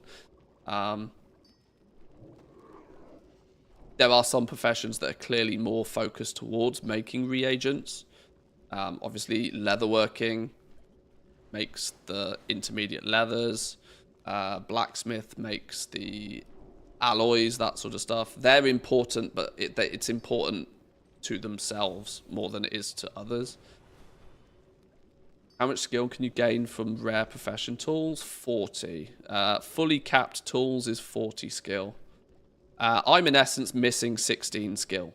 Like, if I was to upgrade both of these, I'd have 16 more skill than what I have here. And 16 on top of 581. 16 is enough to put me past this limit, but by like 2 points or something. So it's hence why you need everything maxed to get rid of concentration.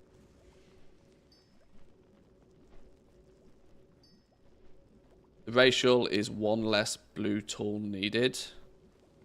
You go from 5 up until 11, so that's a difference of +6.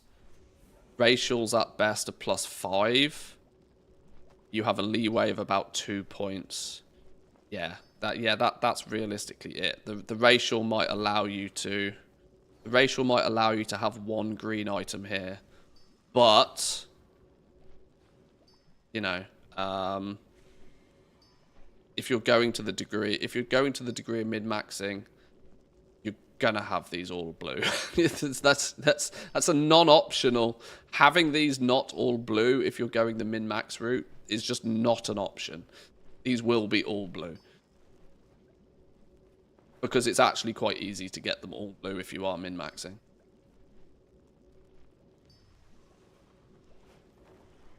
XP lock is 11 levels below max, so you'd have to lock at like 68 or 69, which means you wouldn't be particularly geared as it stands right now anyway. Because you need level 70 to use the 480 gear, so yeah, I don't think level locking in any way is really going to work then. Are professions out from the start? We don't know about early access yet. Blizzard have been deliberately coy in what they've told us. We don't know. We'll get what we're given in early access. I still believe we'll get most of the game. I think it's Blizzard's prerogative to make the early access look as appealing as possible. But they need to find that line. They're going to need to lock off something. I mean, Blizzard have shot themselves in the foot for the sake of money. There is never going to be a scenario where people are going to be happy about this early access. Either they lock off too much, and then the people that bought it are pissed and won't buy it again, or they don't lock off enough, and everybody else is pissed because they see people being able to pay to win. Like, Blizzard knew this before they went in, before they sold 4-day early access. They've directly traded a few days of negative press for a big briefcase of cash. They don't care. I'm pretty concerned they will just weather the storm because they've made a fuckload of money. It's a business.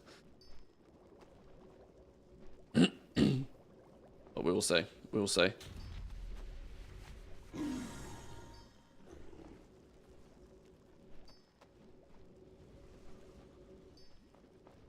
If you haven't played WoW from Shadowlands on, how difficult will it be to pick up the game again and be competitive in the Goblin game?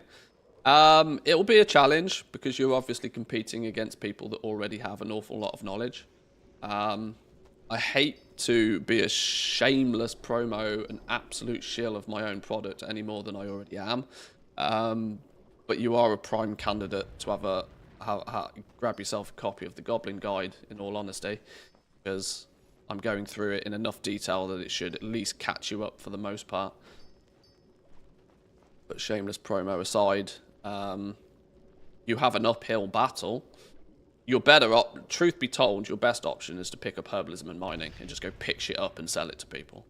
Let the people that have huge amounts more expertise and recent knowledge of the game, let them do the crazy high-end sweaty things. And just, in a gold rush, sell shovels. That's kind of the theory, right? why gathering is going to be so important for people, I think, in the War Within.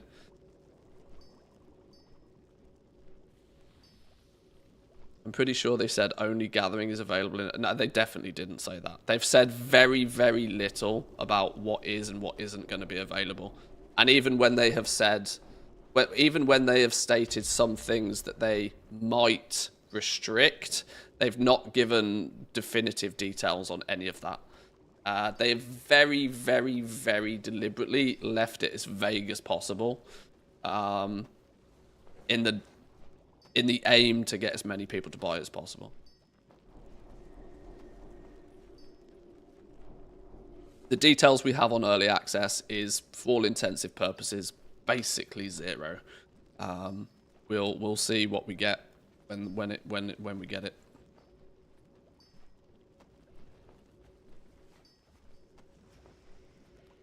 You hate to be a shill for yourself.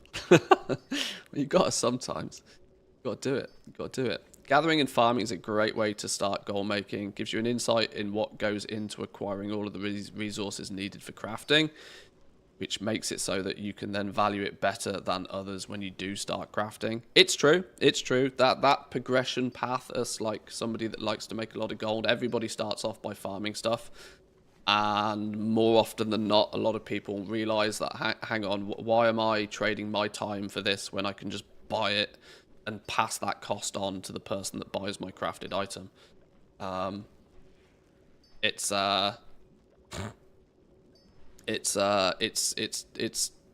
definitely a path that most people take. Thanks for the guide. Tried the leveling path for alchemy. Saw that I already reached level 25 without the step of going 15 to 25. Would this step still be beneficial to do? The leveling paths in the guide, we're about to get to that section, actually. I need to stay on topic. We're about to get to the point where I look at the leveling paths. Some of the leveling paths in the guide have changed. I know that categorically. Some of them have changed since I wrote it. This is why I'm doing a full sweep through the entire thing right now, just to sort of make sure that the guide is as up to date with the current beta build as possible. And also why I haven't done deep dive or profession leveling videos yet. I'm trying to leave it as late as possible so that hopefully when I do get... when we, you know, I want to wait as late as possible so that there is the least chance that something changes between me making a guide and people trying to use it, if that makes sense. My goal is pretty much to pay for WoW with in-game currency. Isn't that a thing anymore? Oh, I mean, that's definitely a thing. It's definitely a thing. But also be aware that that is the same goal that everybody has, you know, and some people do it better than others. Gathering is a free market, right? Gathering is a free market. You trade your time for a bunch of materials that you then sell on the auction house. Any time you spend, you will end up with more gold than you started, but of course you are now minus time. Right, that time is time you could have spent doing something else in the game, or even not playing the game at all, however you value it. So you, in that regards, you kind of can't lose gathering. You can't lose because you're always steadily increasing your gold total. And if it takes you a week or 5 weeks to make enough gold via trading in your time, you then get to decide, well, was that expenditure of time worth it to you or not? Crafting is a little bit different because there's only so many seats at the table with crafting. I like to think of crafting as like a feast, right? There's a table and there's a feast. The feast, all of the food on that table is the profit that can be had from crafting. There's only so much profit because it's reliant on supply and demand. It's reliant on people providing the materials at the right price. It's reliant on people needing the things you craft. And so crafting is like that big table of food. The more people who are sat around it trying to eat that food, the less profit there is for everybody. And so to make good gold with crafting, you have to, you know, have a bigger and better seat at the table. And the way you do that is with understanding the system better, getting to the table first, like I was talking about earlier, that if you can be one of the first people to remove concentration as a limitation, you get a big seat at that table and you can eat like, you know, you can hoover up the food until more people get to the table and they start eating some of the food that's on the table. And then you get to scenarios like what happens in Dragonflight when there are so many people sat around that table, that feast of food lasts 2 minutes. Then everybody's fighting over little scraps. And if there's too many people trying to eat the limited amount of food, nobody gets anything. It's kind of why concentration exists, right? Concentration is your gastric band, right? Concentration is your gastric band at the feast table. It's basically saying you can have a seat at the table, but you can only eat so much. You can only eat as much as your concentration allows you to, and then you're full, right? You're full, and you have to wait until you get hungry again. The analogy kind of works if you think about it, but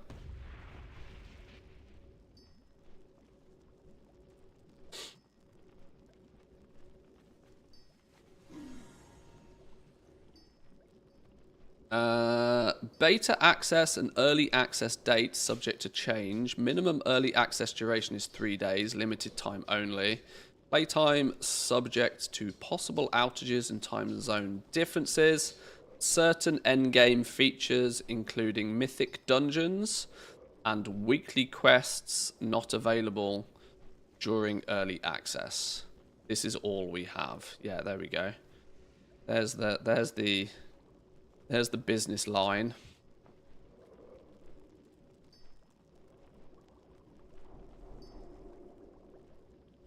Is it new to beta that you can get up to 100 skill in engineering using toys? What, crafting the toys? What was my path for leveling engineering to 100?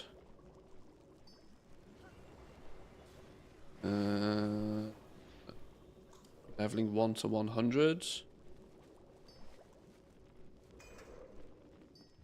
Oh, yeah, I haven't gone into as much detail about getting in engineering to 100, especially considering it's the entire profession is discovery based. Yeah, that needs more detail. That's a coming soon.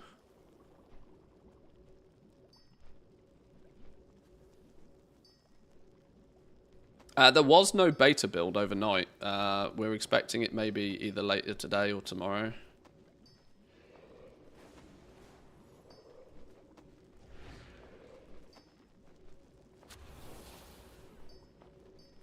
Some things won't be available until reset include the best items from rare spawn creatures, Mythic 0 dungeons, Mythic Plus, weekly profession cooldowns, and profession specialization points.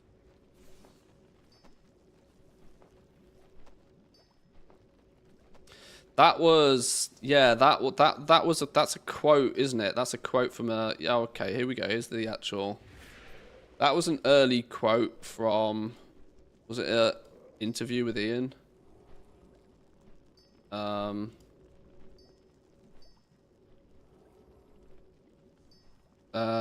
Who was the actual interview with?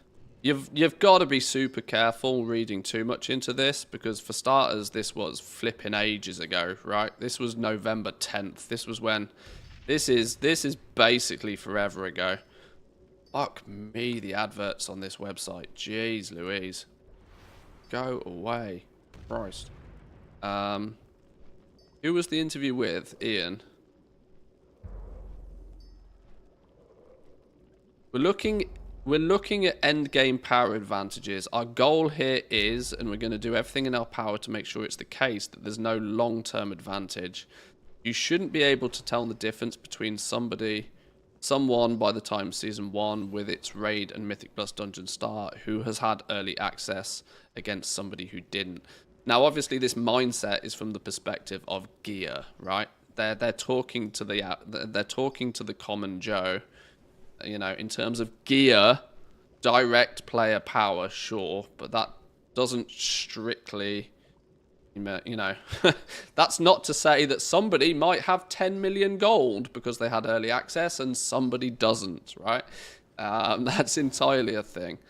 Some things that won't be available until reset include the best items from rare spawn creatures, Mythic 0 dungeons, Mythic Plus, weekly profession cooldowns, and profession specialization points. A quote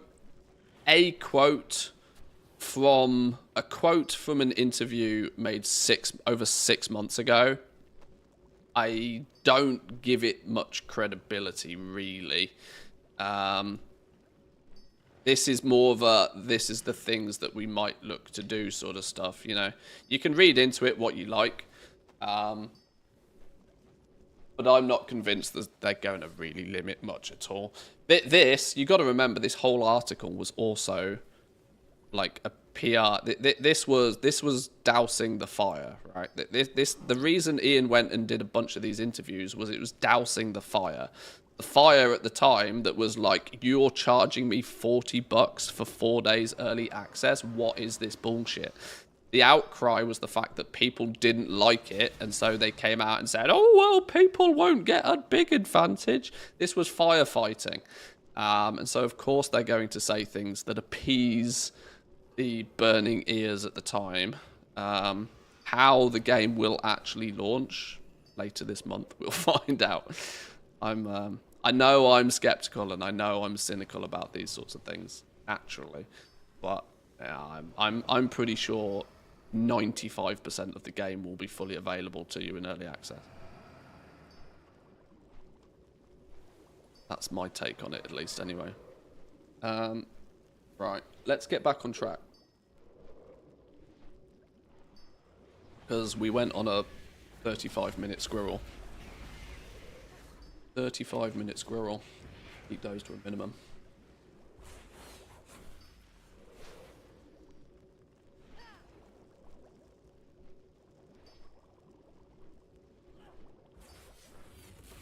Zinc, what in the world is that video you've linked me? I will watch that later. I will watch that later, but it scares me. Right, where did we get to? Where did we actually get to?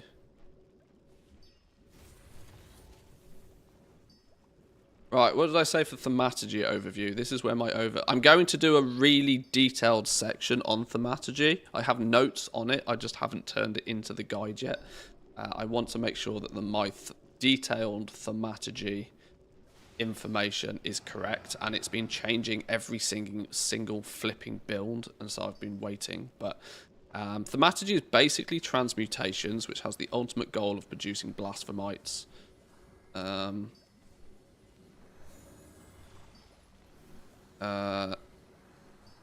It is also likely used system for converting cheap materials to more valuable. That's actually, in my opinion, the main usage of thaumaturgy, is to inject a system into the game that it doesn't normalize, but it balances the material values. So much so that we won't as much end up with something being worth 1 gold and something being worth 50 gold. It will allow for the market prices of materials to come sort of like to balance out. They'll never be exactly all the same price, but like it means that if something gets too cheap, if something gets way oversupplied, there will be a use for it because it's that cheap. It's not strictly, it's a very, very clever 21st century version of vendor shuffles. We know how a couple of expansions ago vendor shuffles were all the rage. And what the thing that vendor shuffles did was that it created a floor price on materials, meaning that farming was always somewhat worth doing.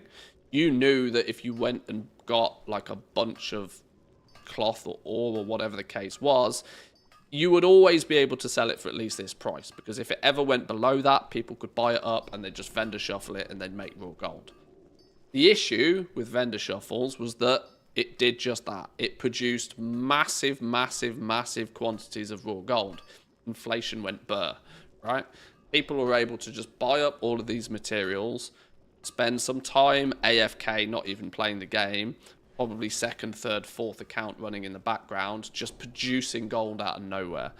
And so Thaumaturgy is actually a really clever system for doing basically the same. It means when something gets too cheap, somebody will be able to buy a bunch of it, throw it, you know, process it through, launder it through their alchemist, and to produce something that is considered more valuable than what you put in.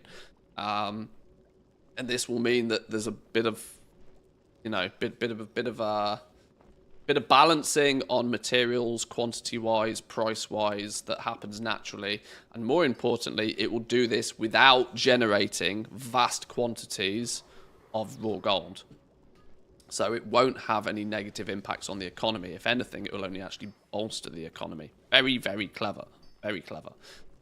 What it has led to, though, is Blasphemites will mostly be a byproduct.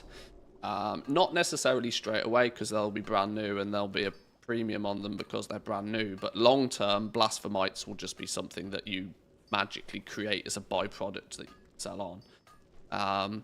They've done this a few times with a few of the different professions. Tried to build in like a recycling system. Something that's going to hoover up all the cheap shit. And give it some use to somebody somewhere, whilst also not producing raw gold like they have done previously. Zink's just mentioned over on Team YouTube the engineering recycling, which is another good example of this. You take cheap materials with engineering and you pilfer them, scrap them, and you put them to some use. Alchemy has a couple of them, because you actually have things like the recycling system for your old potions and stuff as well. Good.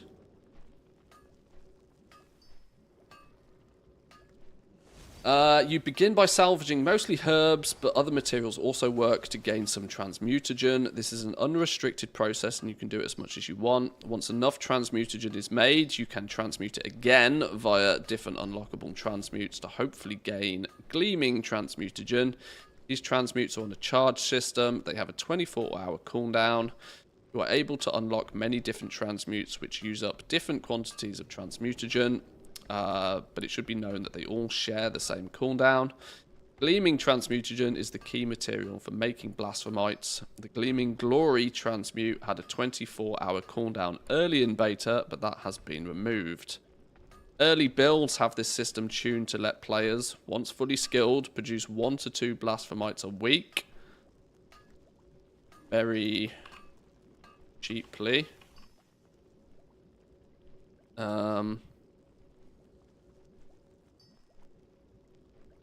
And an unlimited amount, but at a higher cost. This is going to require some heavy testing to figure out exactly what the best way to use the system is. As of writing, it is early beta and very buggy, so more to come on this in the future. Yeah, I have additional notes on Thaumaturgy that I need to, like, put in here. I need to update this. This goes on the to-do list. To-do list, update.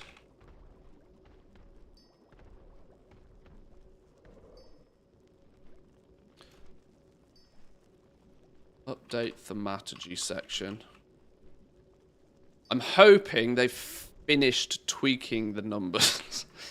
Because every time I've looked at Thaumaturgy, it's been a little bit different. So I'm hoping they are changing that. Yes, I did use the word launder.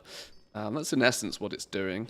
It's taking all of the cheap... the problem is here, right? And the word launder was carefully used because, dare I say, all of those ill-gotten gains... All of that cheap tier, like rank 1 shit that just gets farmed up, that people are not going to have much use for, and they're going to be farming, producing more and more and more and more and more and more and more of it for the purpose of trying to find those elusive rank 3 materials. There will be a significantly higher quantity. For every single rank 3 material gathered, you're likely to be gathering 2 or 3 times as many rank 1s. And so, without question, the rank 1s would otherwise completely stack up and up and up. The Matagy is a way to shuffle them, to launder them through your alchemist, to turn them into something maybe more useful. I hope they finish tweaking, seeing as I'm editing a 1-hour vid. Yeah, exactly. I'm in the same boat. I'm desperately waiting. Welcome in, K-Chak, by the way. I am desperately waiting as long as I possibly can to do my video content so that they don't keep changing shit. But we will see. See where we end up.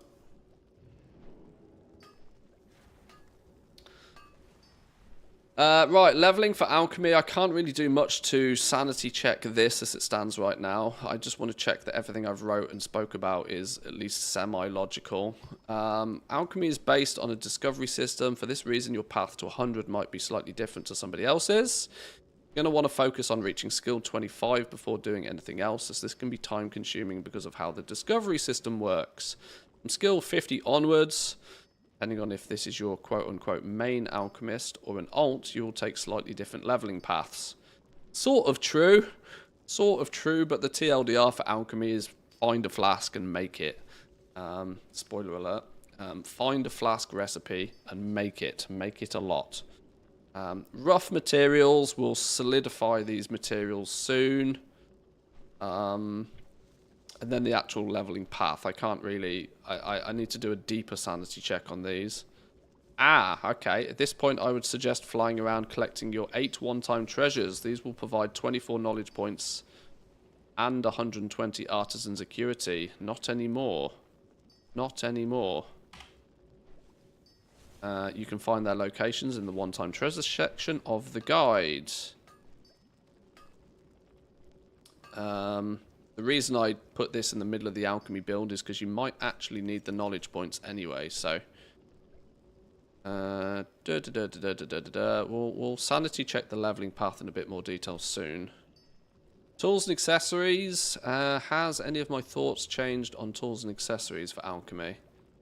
Start off with green ones from the auction house. They'll be replaced with better ones, so the quality isn't that important. We want these for the plus 18 skill when crafting. The rare tier is what you ultimately want. I think some of these screenshots could do with an update, but that's not super important. Will be interesting to see if refining is good this time round. I cannot decide whether refining is a swing and a miss again or something that people might use. I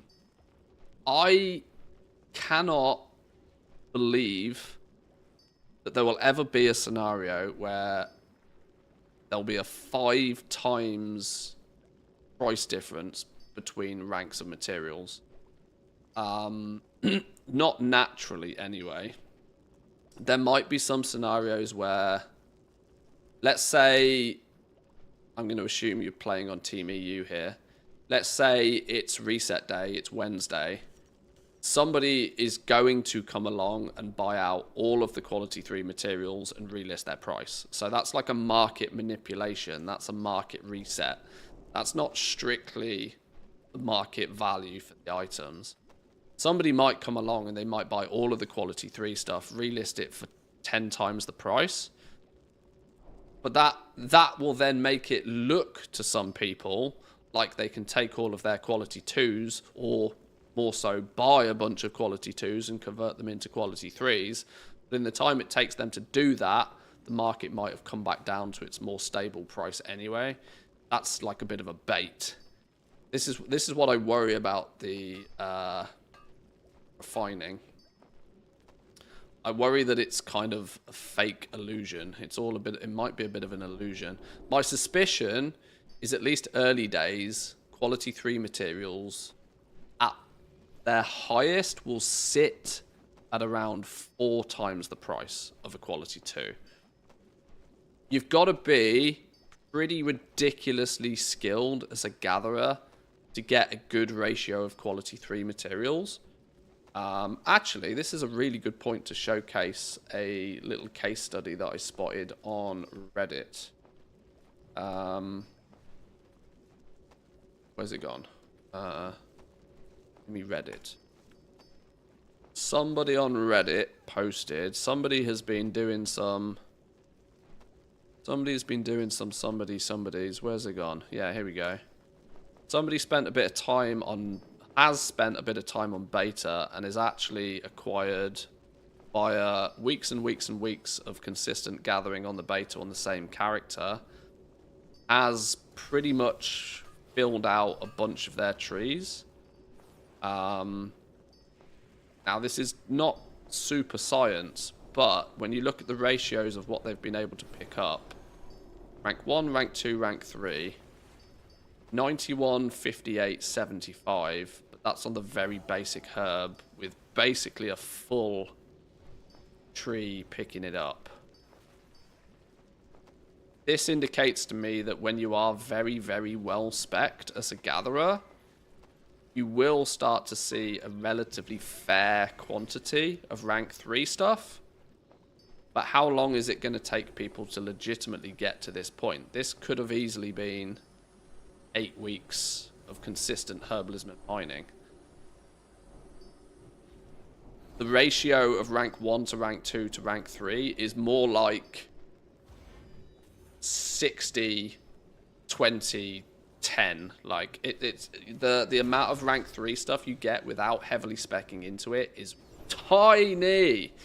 So the start of the expansion could be wild on the price of these, meaning that there might be a small window of opportunity where all of this rank 1 and rank 2 materials just gets converted up to rank 3 just to meet the demand. But it will be a short-lived... It'll be a short-lived adventure, because once you do get gatherers running around with, like, good skills, there isn't a 5 times delta between rank 2 and rank 3 here. In fact, that you're getting more rank 3. Or even here, the delta is only 2 to 1. Blessing Blossom. Mining, 2 to 1. Iron Claw ore, relatively even. Now, this isn't the greatest of case studies, but it's a case study of somebody that's at least got a couple of 100 knowledge points under their belt, right? If the gathering is sort of a 2 to 1 ratio, there's no way rank 3s are going to be 5 times the price. It will just be an incentive for gatherers to go out and do more gathering. All it will do is stack up the quality 2 stuff. So I'm still not convinced that this refining system is going to be much of a thing. Feels like at the start, the big jump could be rank 1 to rank 2 in price. At rank 2 with concentration, you can seemingly make almost anything. For personal consumption, yes. But that isn't going to have much of an impact on the economy as a whole. Yeah, if you want to make a potion for yourself, or you want to make an enchant for yourself, you can cheap out, use your rank 2s and your concentration. But for those players who don't touch crafting at all, and more importantly, for those players who are happy to just go to the auction house and pay whatever the price is for the best shit for their characters,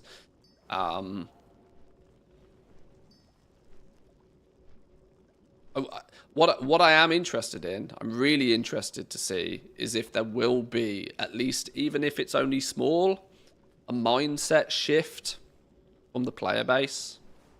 That at what point are rank 3 items going to be so much more expensive than rank 2 items that people go, I'll buy rank 2. Like, everybody says the internet will always tell you that anything but the best is dog shit. And of course, that's the mindset some people live by. But in practice, everybody has a price, right? In practice, Everybody has a price. How many people will go to the auction house and they'll see a rank 2 enchant for their weapon at 20k, and they'll see a rank 3 enchant for that weapon at 120k, and they'll go, maybe I'll get the rank 2, you know?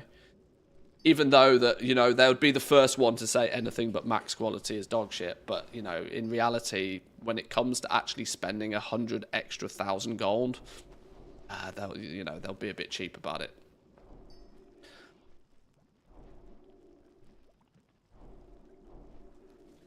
People bought rank 3 enchants before the Aubrey reagent was nerfed in Season 1. Yeah, I remember 100k enchants at the beginning. The thing is, right, it's not black and white.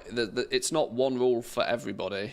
On multiple occasions, on multiple different patches in history, rank 7 legendaries, day 1 of crafting and selling rank 7 legendaries, selling them for 250k a piece like candy. They were flying off the shelves at 250k a piece the day that rank 7 legendaries became available. Jump forward to the launch of Dragonflight, 100k weapon enchants, flying off the shelves, no problem whatsoever. Move forward a patch, you had Shadow Ghast, what would they call, not Shadow Ghast, the Shadow Flame armor patches, rank 3 Shadow Flame armor patches, selling those 250k all day long the first day they were available. There is always people out there that will pay whatever they need to get the shit they want and to have it first. There's always a small amount of people that will do that. But 2, 3, 4 a week, 2 weeks later, most average players don't particularly like spending, you know, that kind of money on consumables or, well, anything in general.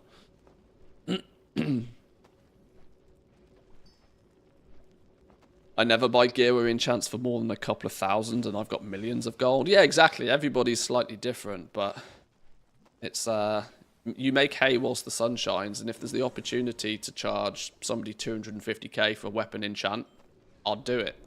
I'll do it. Absolutely, no questions asked.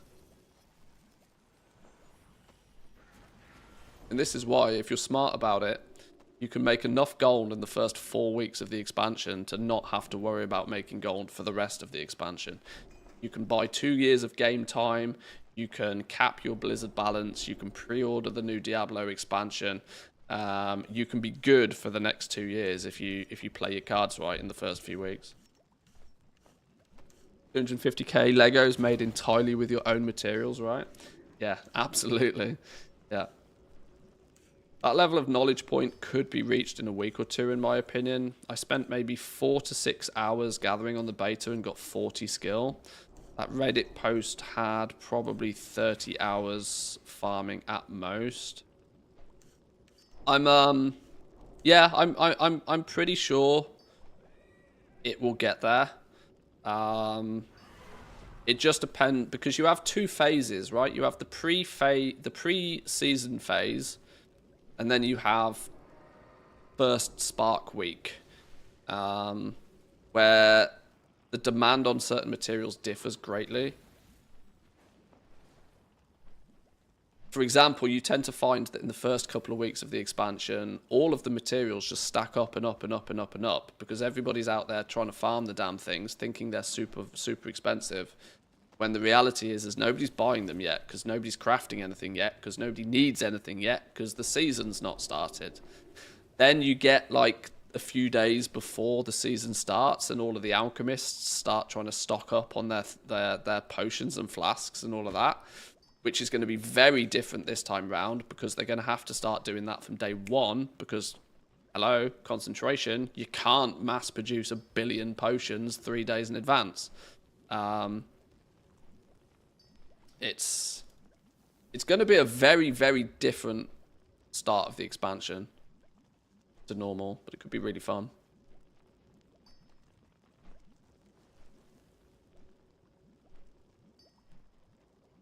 Spark Week terrifies me. So much pressure on a short time. It's like Goblin Black Friday. It is like Goblin Black Friday, yeah. Yeah, people rioting over a 299 50-inch plasma screen. Yeah, it could be wild.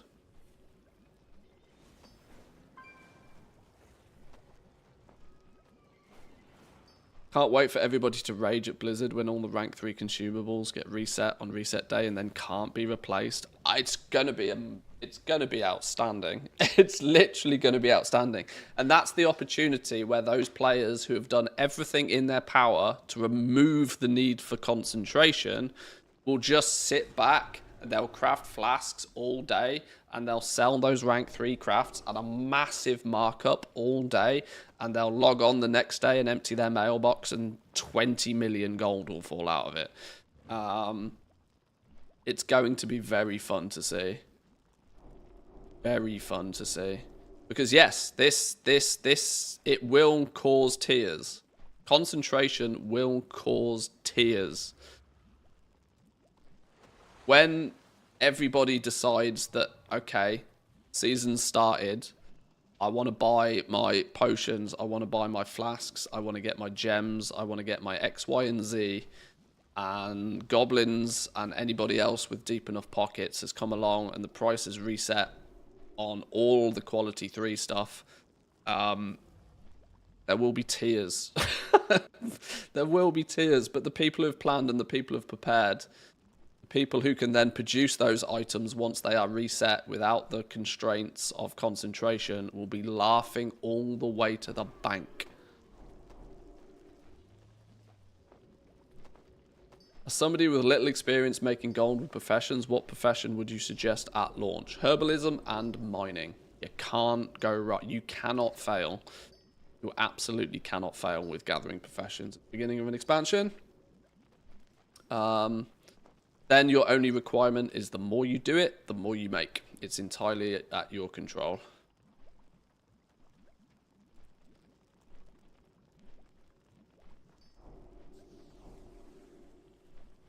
Totally at your control. Right, can I get back on topic? I must fight these squirrels. I absolutely must fight the squirrels. Right, you're going to need to place work orders to get these or have them crafted by alts. They require 300 artisans acuity each. This is probably more than you will have for a while. The higher quality, the greater the amount of secondary stats they have. So eventually you'll want all of these at quality 5. Eventually is the key word there. I've not decided. I've deliberately tried to not, because it was very easy to try and make the Goblin Guide wrote for the sweaty 1% season expansion launch goblins. But then I'd have to go in and rewrite the whole goddamn thing again for like more generic long-term play. For example, I could be putting information here such as that, you know, it is still, in Season 1, you are better getting these at Quality 1 than not having them at all, sort of thing. I'm wondering if that is extra information that is valid and important to people, or whether I just need a Sweaty Goblin Season 1 section to put all of this information in. I'm not sure. When ordering the tool, it is important to provide a missive to detail what stats you want: crafting speed, ingenuity, multicraft, or resourcefulness. The missive you want depends on what you are doing. In Dragonflight, it was not uncommon for crafters to make multiple tools for different jobs. Crafting speed, basically ignore very limited use, maybe mass thaumaturgy. Ingenuity for early on while you still require concentration to craft items at max quality. Multi-craft you want on your tool if you are doing crafting of potions or flasks.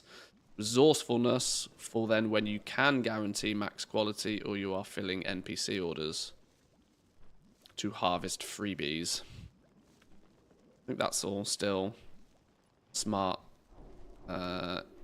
You can enchant your tool for an additional buff with either ingenuity or resourcefulness. I cannot personally find a world where putting ingenuity on your tool is a good idea. I don't like. The more I think about the professions, the more I realize ingenuity is a trap. It's such a trap. I'm gonna feel sorry for people that have not paid any attention to what's changed, because a lot of people are gonna look at the professions in the War Within and go, "Oh yeah, it's just the same as Dragonflight," and they'll do the same as what they did in Dragonflight, and then they'll wonder why it doesn't work. Oh yeah, I remember at the beginning of Dragonflight, you used to put inspiration everywhere. Okay, I'll do that again with this new ingenuity stat. No. No. No. Doing it wrong. There is no world where I would ever... I cannot find a scenario where actually putting the ingenuity enchant on your tool is a good idea. Because your ultimate goal is to 100% remove the need for concentration.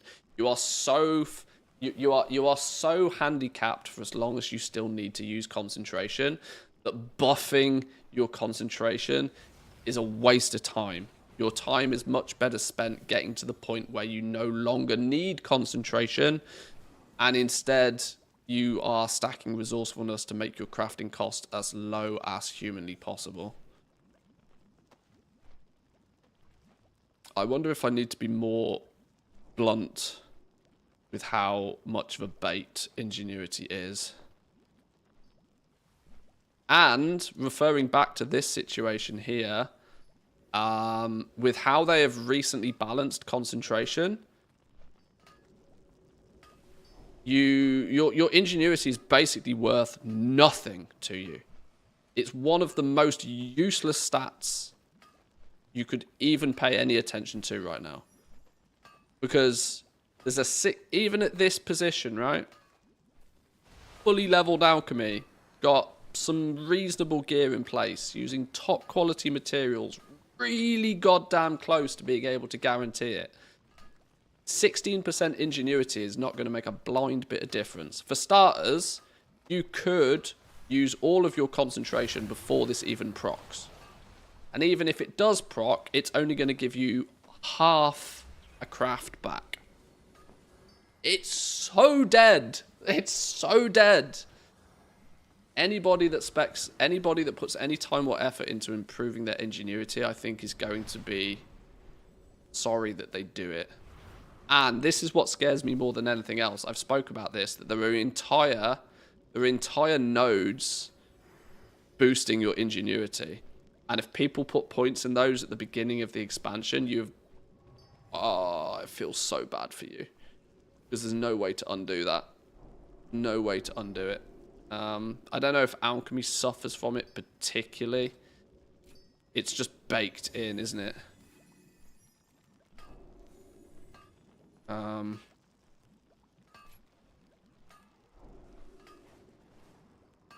Yeah, nodes like this, for example. It's like your additional ingenuity is just baked into other things that you're doing anyway. Plus 20 ingenuity to potions, flasks, and vial recipes which use Blessing Blossom. Entirely pointless when your ultimate goal is to get to the point where concentration doesn't exist.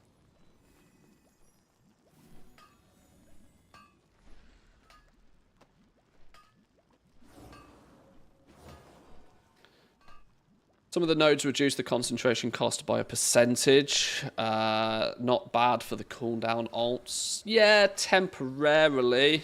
But I would still argue that there is going to be better places to spend your knowledge at that point anyway. I mean, if you've capped everything else, sure. But it's still the lowest of low priority. Which is in stark contrast to Dragonflight. This is the thing, right? People went into Dragonflight without the knowledge, but very quickly learning that inspiration was absolutely king. In many cases, inspiration was more powerful than raw skill. And that if you put your 30 points into your inspiration node, you won. People will try and use the same rules as they did in Dragonflight, and they'll be like, oh yeah, inspiration node, boop, boop, boop, boop, boop, boop, boop, have some points. And then they'll realize that shit, well, I still can't guarantee things. Oh dear, whoops. That's why I still to this day believe that they absolutely should have done something to allow players to refund their knowledge points and respend them. Because there's no room for mistakes still. And it still boggles my mind that Blizzard are happy with that choice.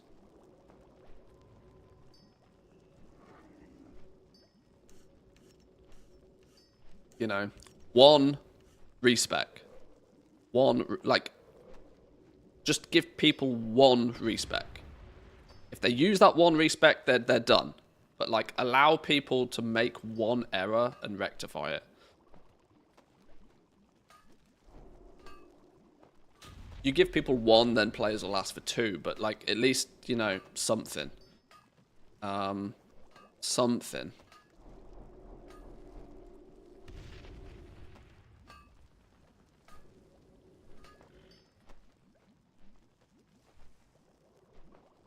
Alchemy has the prettiest color bar. Have you factored that into your calculations? In this up here.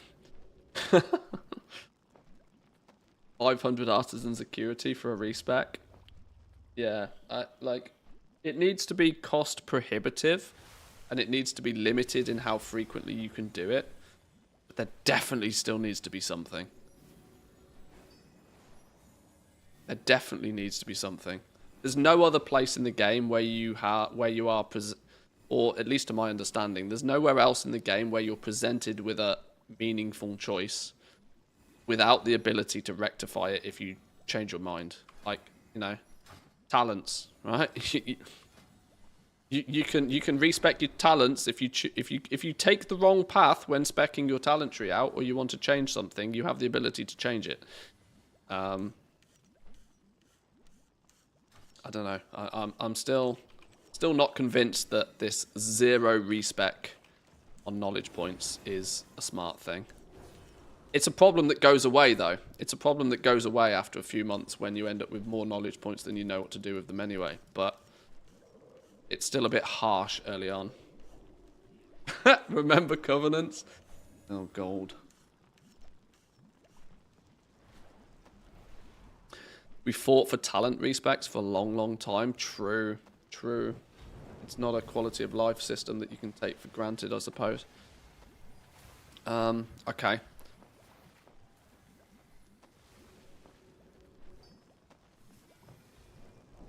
I do wonder if I need to be a little bit more firm with how speccing for ingenuity is maybe not the best idea. But assets in enchant, you can always replace said enchant if you learn that. It is still true to say, while you are using concentration, using less of it, great. I still think mathematically, even while you are using concentration, stacking resourcefulness is probably 99 times out of 100 better mathematically. But especially when things are costing a lot in the early days.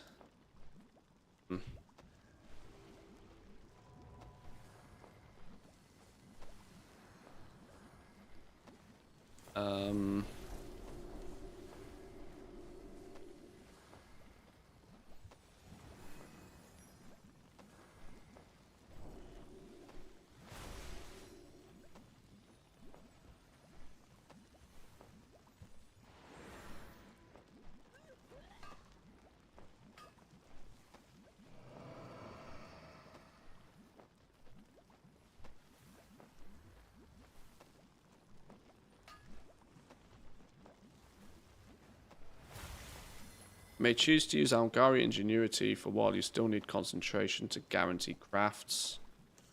And Algari Resourcefulness. No, that still makes sense. 9 times out of 10, Resourcefulness is the right choice. May choose Algari Ingenuity for while you still need concentration to guarantee crafts. But resourcefulness will often still be mathematically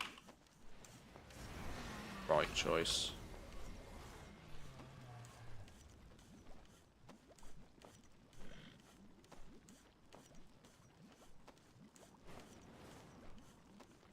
Is it toxic to make ingenuity enchant since basically you're making a spiked pitfall trap for some unsuspecting lad? Hey, I mean, you know, people can do what they want. People can do what they want.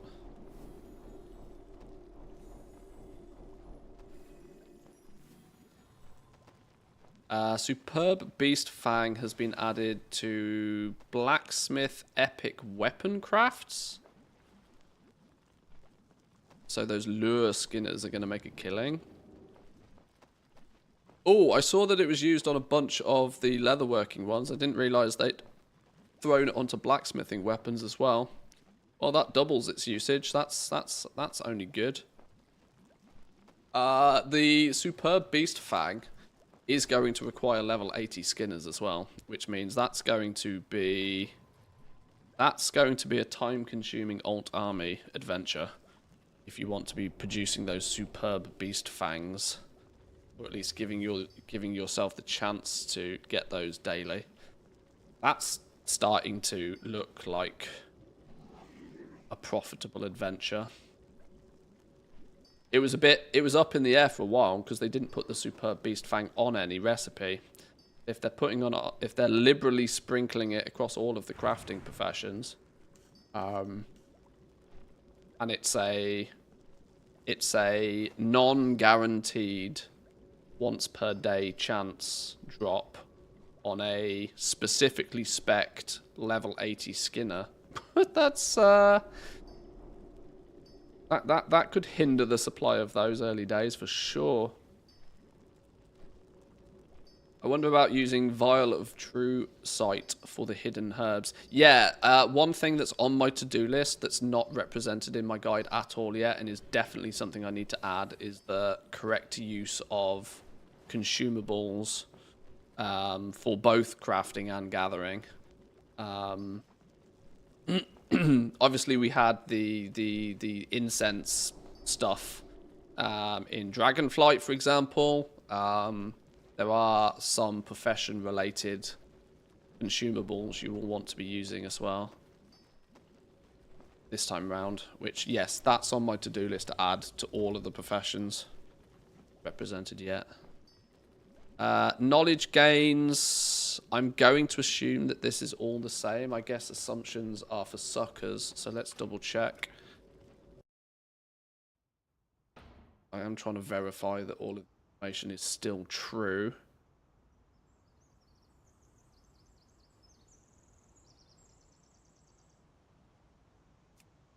Matters of the character we go on.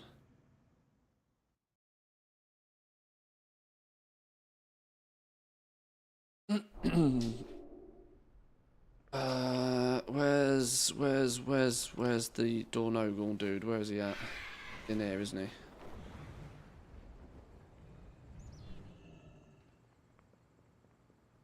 What do you see? You still selling everything for the same-ish sort of price?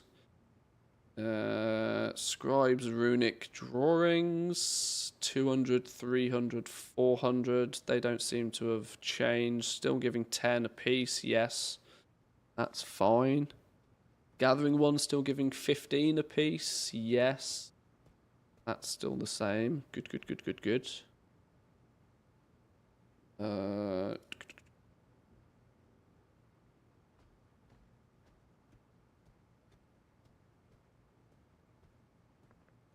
Hold your head high. You wish to speak? Fill your inscription orders for your weekly knowledge books. They're all documented already. Winds be at your back. They're in place. Okay, so nothing seems to have changed there, which is nice. Good to see. What else have we got? We looked at this earlier. Knowledge points via renown. Still 12 with these fellas. Alchemy. Go and have a look at the... Go and say hello to him all the same, just to double check. There, isn't he? Any idea how to get the most knowledge points for inscription in the first 2 weeks? Yep, I know exactly. All in the guide. My directive is to serve you. Now, these actually weren't showing up for quite a while. They are showing up again now, which is nice. Alchemy 1, Renown 12, 10 knowledge points, costs 50. Costs 50, but you get 50 back, so it doesn't actually cost. You just weirdly have to have 50 to be able to buy it. I don't know why they've done this. I guess, in fact, I know exactly why they've done this. They've done this to make it net neutral, haven't they? They've done it to make it so that you need to have 50 artisan security. You give it, and then you get it back. They've done it so that you don't gain 50. Gatekeeping broke people.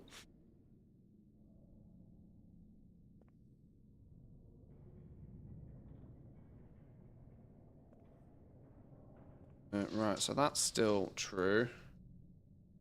Apothecary fella down in somewhere, Ashkahet, that's the name. Selling the book for the cash. Really need to figure out this in currency. Oh, I need to dedicate a day or maybe even 2 to figuring out exactly how we can get as much of this as possible.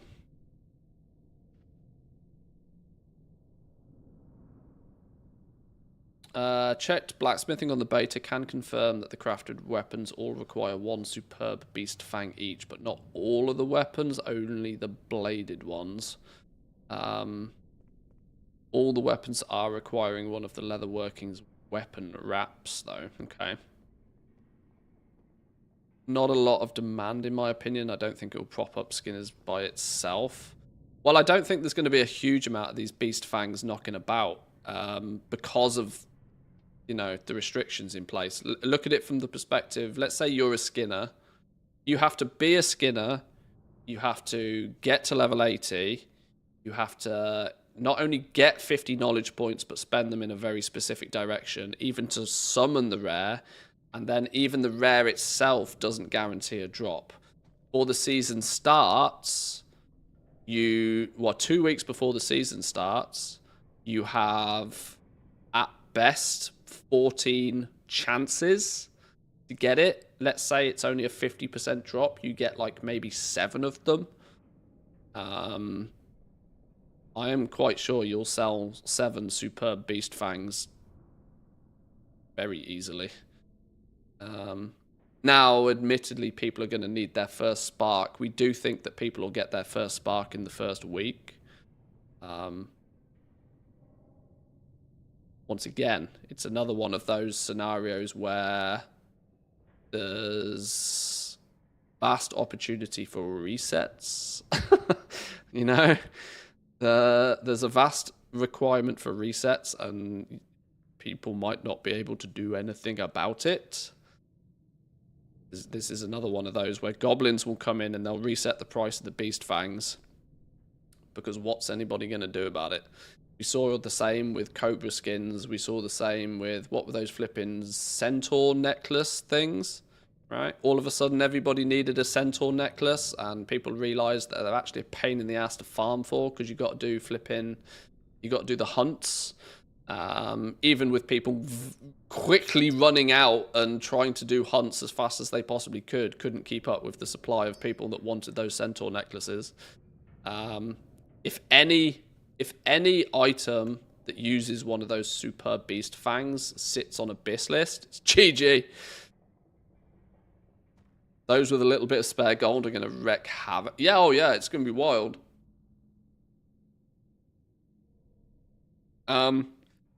Those who have the deepest of pockets have no need to touch professions in any way, shape, or form. They need to understand where the demand is. But those with deep pockets can sit at the auction house and decide, we'll reset this market today. And then just reset it, print 10 mil, and then the next day pick another market and do the same. Don't need to touch a profession, don't need to grind a reputation, don't need to do anything. Literally don't need to do anything. And you can double dip. You can fully take advantage and abuse professions to the 10th degree and then reset everything as well. That's also entirely possible, but early sparks are very precious. People don't often craft many weapons. They want rare proc weapons or want to hold out for next, whatever the Dawn crafting neck was called. There will always be, you know, like I said, if it sits on a BIS list, it's GG. It doesn't sit on a BIS list, you'll still sell it, just not as many. One-time treasures are all documented. One piece of feedback was to put like a, I mean, I have gone as far as putting, what do you call them, coordinates on things. One piece of feedback was to put like a TomTom haste or something. We'll get to that. Knowledge points, summary, treasure books, knowledge points, consortium books, 30, 10 from Dornogal, 10 from the Rubians, yep. Weekly knowledge gains. There are various ways which you can increase your knowledge points each week. Your primary way will be via Patron Orders. Patron Orders will also be your catch-up system if you are starting late or fall behind. Patron Orders are going to be a key way to gain knowledge points weekly. This will also act as the catch-up system for knowledge points. More details on this coming soon. I really wish I had more details. I really, really, really wish I had more details.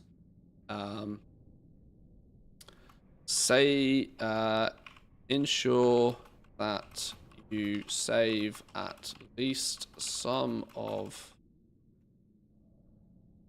your concentration to be able to fill these early.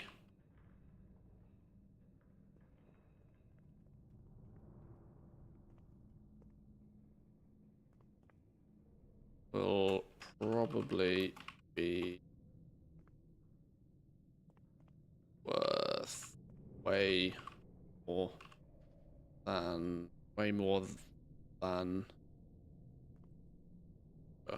well, let's not speculate. Let's deal in definitives. Let's deal with exactly what we know. Ensure that you save at least some of your concentration to be able to fill these. Yeah, I can't unfortunately say more about Patron Orders in regards to knowledge because we don't know what the limit, we don't know what the cap is. Maybe a couple of screenshots of the glimmers in here is not a terrible idea. Can I borrow the same ones that we have from up here?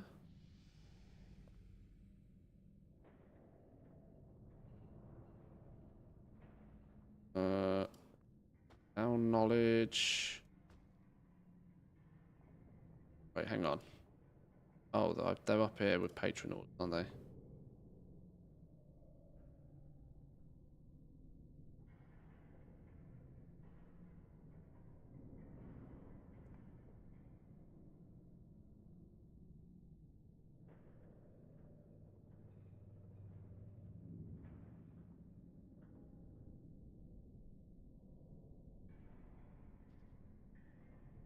Shit, which one did I just copy? I don't know.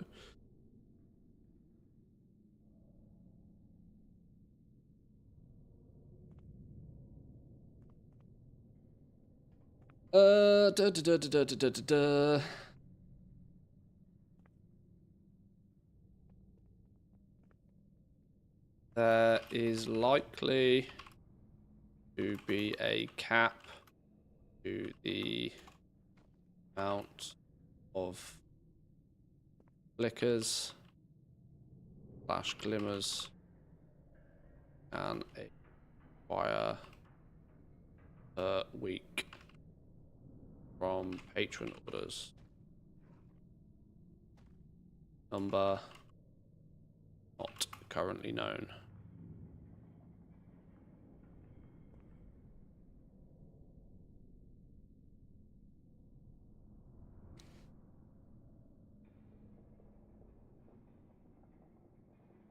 As a multiple cutting edge player, I can tell you a lot of people craft weapons in week 2 of the raid.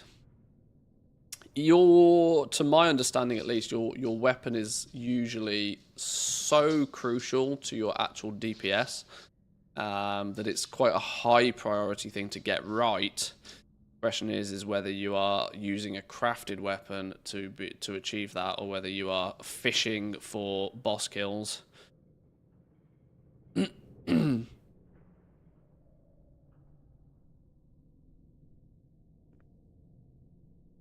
I made over 200 chokers of shielding, yet everybody had Lariat in their BIS lists. Yeah, this is it. Like, if it sits on a BIS list, it's absolute GG.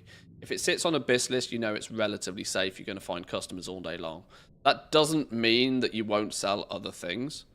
Because let's not forget, you know, PvP BIS list is often very different to PvE BIS list. And people who don't care about endgame and just want to solo delves might go a different route. You know, people have different plans. You'll always sell a little bit of everything if you try hard enough, but the rule does still apply. If it sits on a BIS list, it's good news.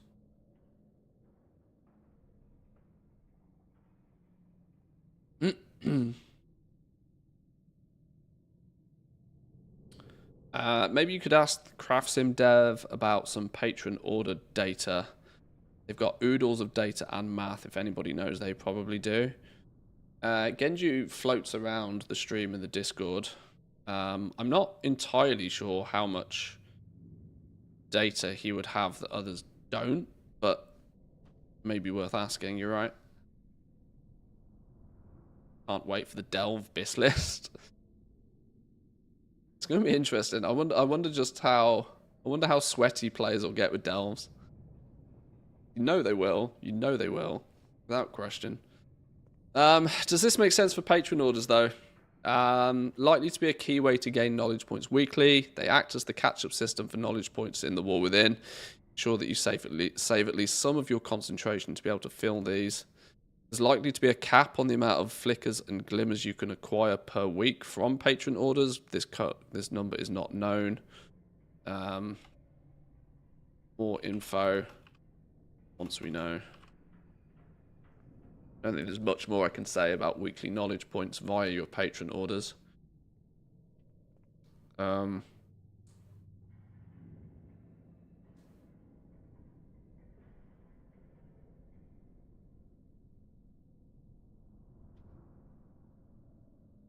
Do delves actually get to a level where it's impossibly hard? Could be fun to pass time. Or definitely for season 1. Definitely for season 1. I think 8 is where the gear stops. Or the gear stops increasing once you get past tier 8. But there's, what, 12, 13 tiers, I think, to delves.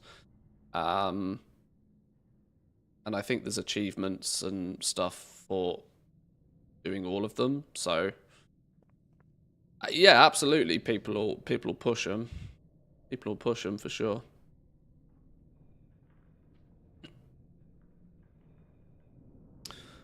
Weekly drop items, 2 knowledge points that can be farmed via treasures. Okay, here's a question for people that I still haven't been able to confirm nor deny about knowledge points. Has anybody who has been on beta found knowledge points that drop for their professions from mobs? Just like how in Dragonflight you had to kill 2 different, very specific types of mobs to get a knowledge point each week. I have not been able to find any reference or replicate that in any way. But that said, I have not spent enough time randomly playing on the beta with a different array of, like, let me put it this way. It's quite feasible that I just haven't accidentally stumbled across them. This is why I'm wondering if any... I have not seen or heard of anybody quote or definitively state that they killed this mob with this profession and got a treasure. Very early, in like literally the first beta build, I was finding dragonflight ones. But I think that was just probably because they copy-pasted everything from Dragonflight. Yes, they come from treasures. I can categorically confirm that they definitely come from treasures. And I have them documented for all of the professions. But it's whether there are additional ones that drop from very specific mob types. I've not been able to confirm.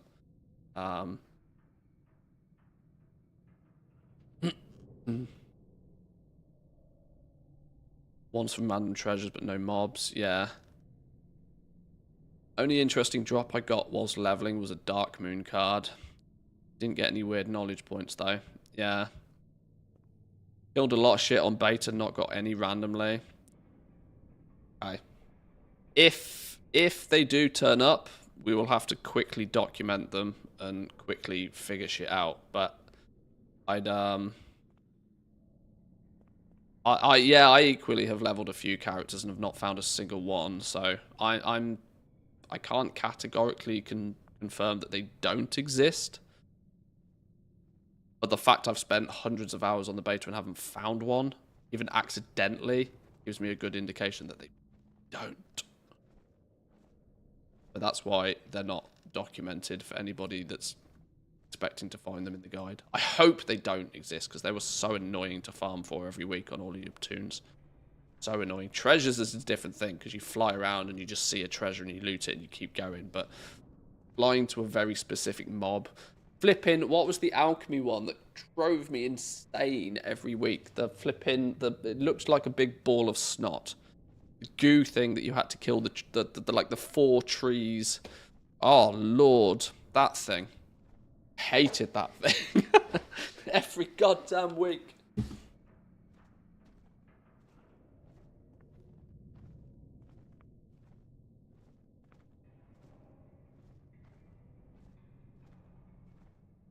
I would be happy. I would be very happy if they weren't copy-pasted over to the new expansion.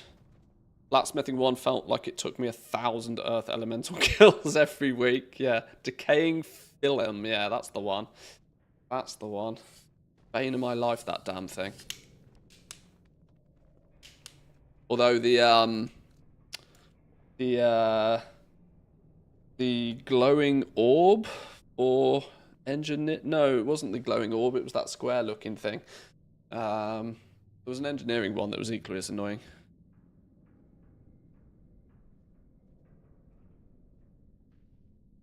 Alchemy has a knowledge book. Order it from a scribe. Complete 2 crafting orders. That's an alchemist. This is a once a week job. We'll give you 2 knowledge points. Let's check whether that's still the same. I think it is. We looked at that a minute ago, didn't we? Or at least let's check that they're still dishing out 2 knowledge points.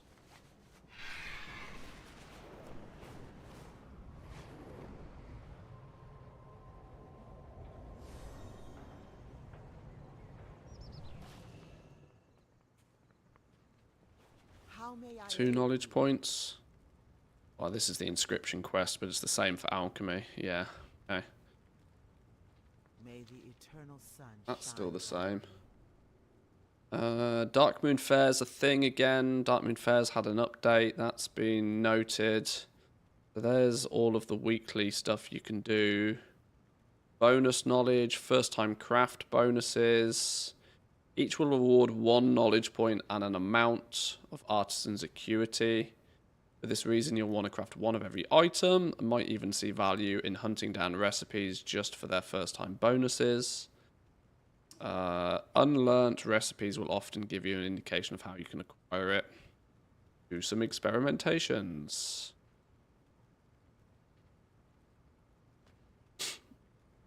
Scribe will probably be the most lucrative profession early on. Good scribes will be in demand immediately to level other professions. Alchemy or flask and health pots will be big too. Scribes, the knowledge books are cheap again though. They're like super cheap. You can't, as a scribe, yeah, you'll be able to bang out a bunch of orders, but it's still not going to make you rich. Don't forget, public ones you're limited to 1 a day anyway. You're going to have to get, and the reality is you're unlikely to be. I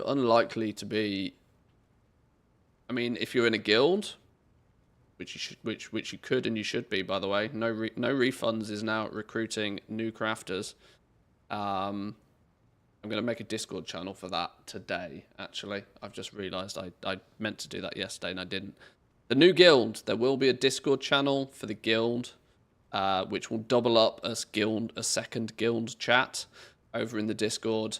Additionally, it will make it easier for somebody to jump in there and say, hey, this character, send me an invite. Because the guild, the guild flipping finder thing is trash in game.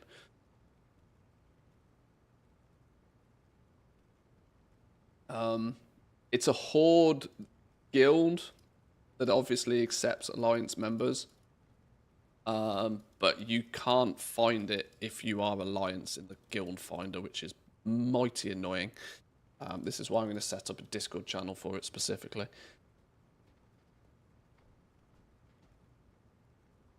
And I should also point out that it is going to be an EU guild because I play EU.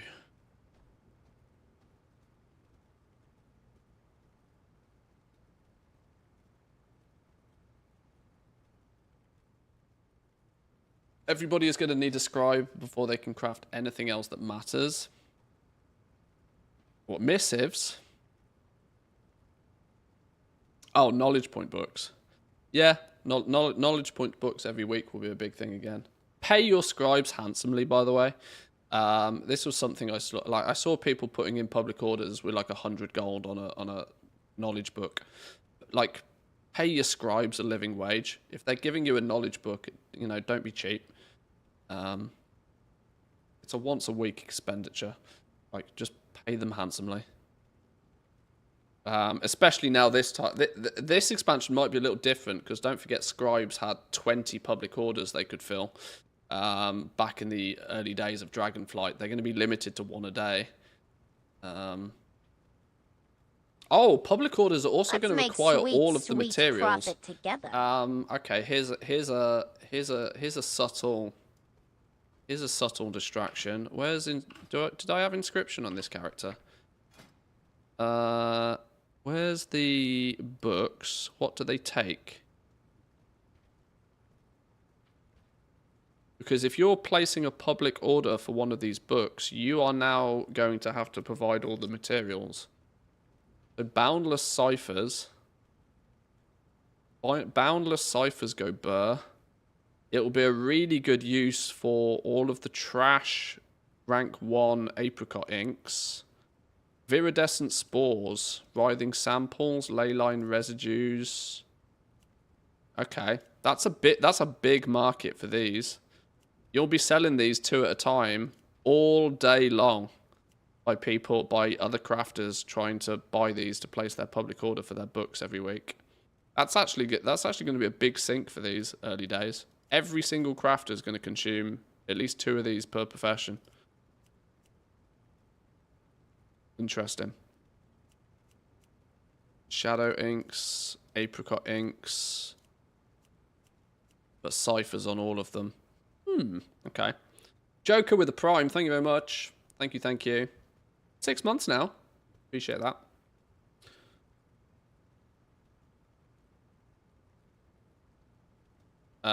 Why do order creators need to put everything in? Did I miss a change? Yeah, they've reverted it. They've reverted public orders back to like how they were at Dragonflight launch. If you're placing a public order, you have to provide all of the materials.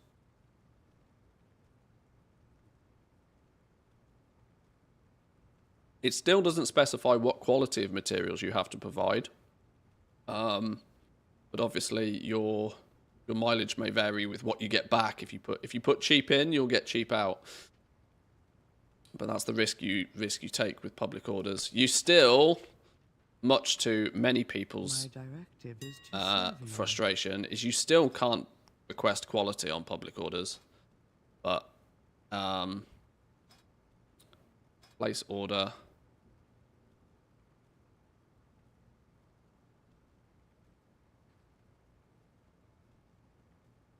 Why is that the only thing that turns up?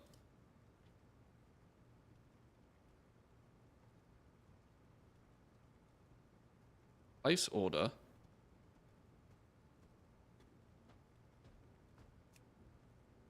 Oh. Okay, that's odd. Why have they put that one in there?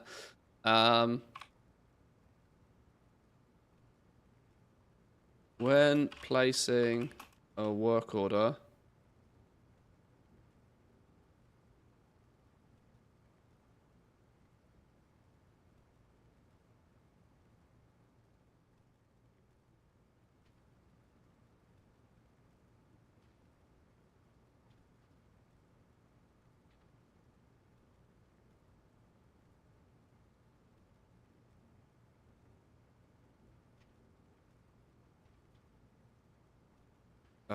they're under miss, can't they?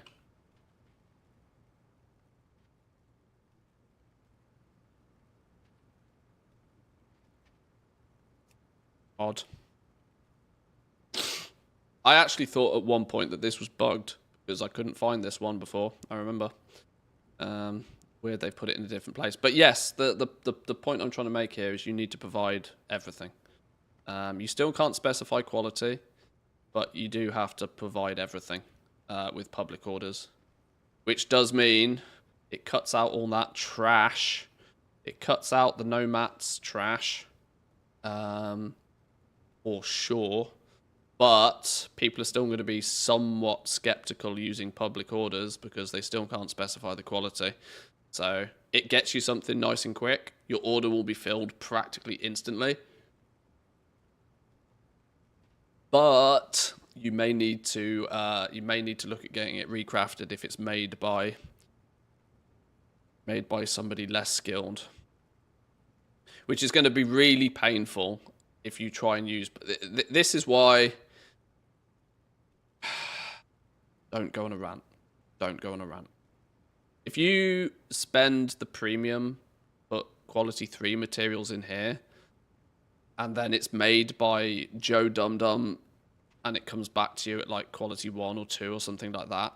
Sure, you've put good quality, you've baked good quality materials in, which means when you come to recraft it, you find somebody that's worth their salt, and they recraft it. It will have embedded good quality materials, so it will be easier to recraft to a higher thing.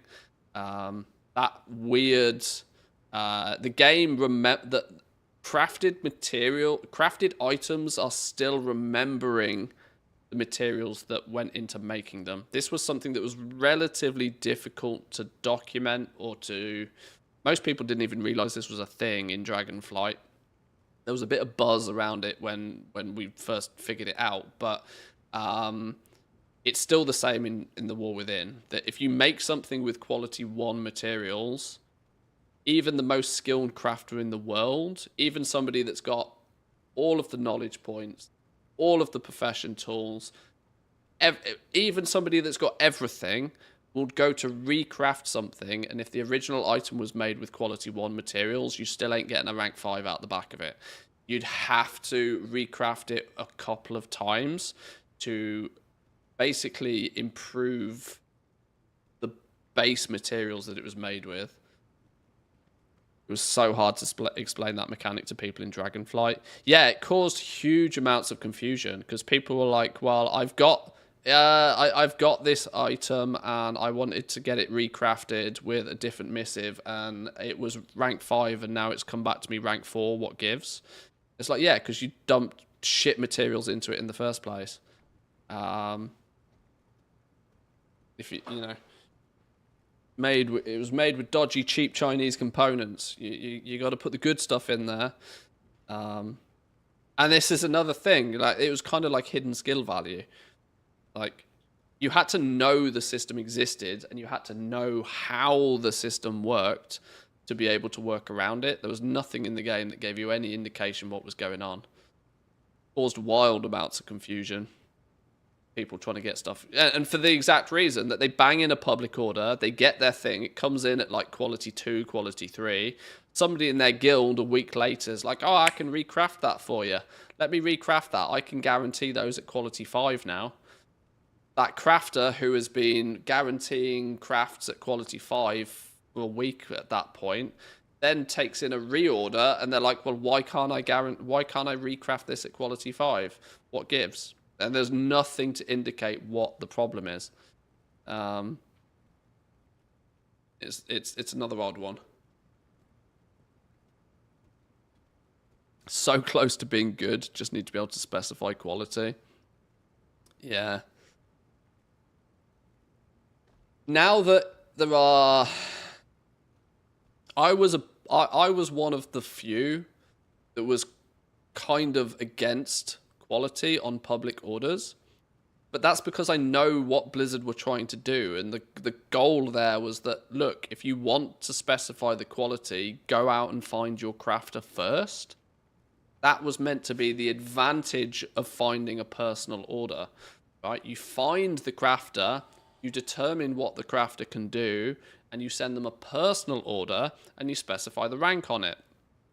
It's meant to be a progression, right? Public orders were meant to be quick, easy, but not perfect. That not perfect was the kiss curse element of public orders. Now they've added NPC orders, and now that guilds are cross-realm, now they've increased the flexibility everywhere else. I feel they should have also increased the flexibility and just let people put quality requirements on here.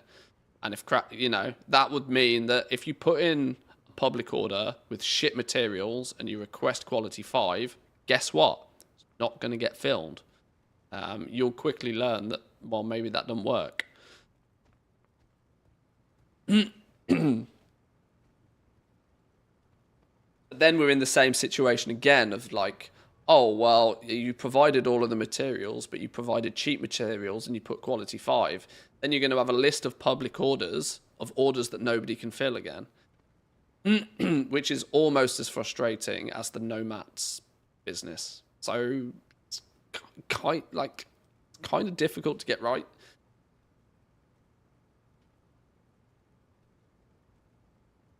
Did my net gold go up in Dragonflight? Oh, you funny. You funny. No, not in the slightest.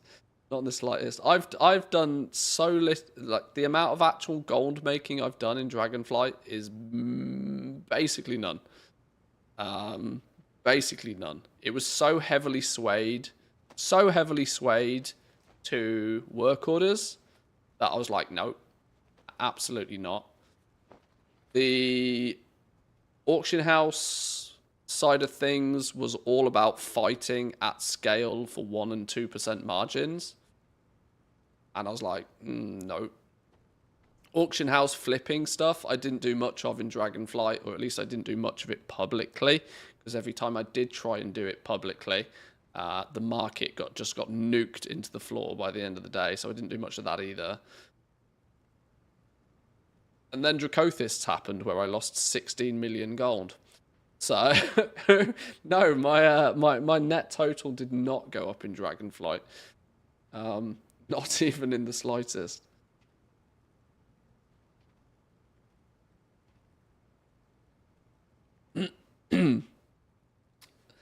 No, I said 16, 1-6. I still lost my ass on Dracothists, yeah. That said, though, I did squirrel around the other day. I did, with the free weekend, with the free weekend, I cleaned out a bunch of old accounts that I haven't used for years. Cleaned out a bunch of old accounts, like basically just transferred everything on those characters over to a bank character, put all of the gold in the war bank. And by the time I'd finished it, I was 23 million gold richer. So I'm still doing fine. I'm still good. I'm still good. I'm like down 100 mil. Too many copies of D4 for friends. Yeah. Yeah, on top of the fact that Rumble happened, on top of the fact that Diablo 4 happened, on top of the fact that my spending on recipes and transmog and all that sort of stuff has ballooned. I did not rein in my spending habits in any way, shape, or form. But yeah, I'm still absolutely fine. Hoarding gold on old accounts. That's what it was. I found 3 characters that were acting as mules on a bonus account that I hadn't logged into for literally years, and each 3 of those characters had 5 million gold on them. I was like, ka-ching. That'll do. Forgot that existed. It's like putting that old winter coat on and finding like 10 euros in the pocket. But instead it was 15 million gold.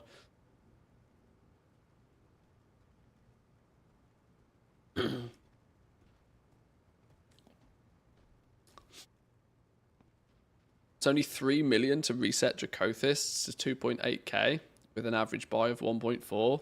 Shush. Not listening. Not listening. Absolutely not listening.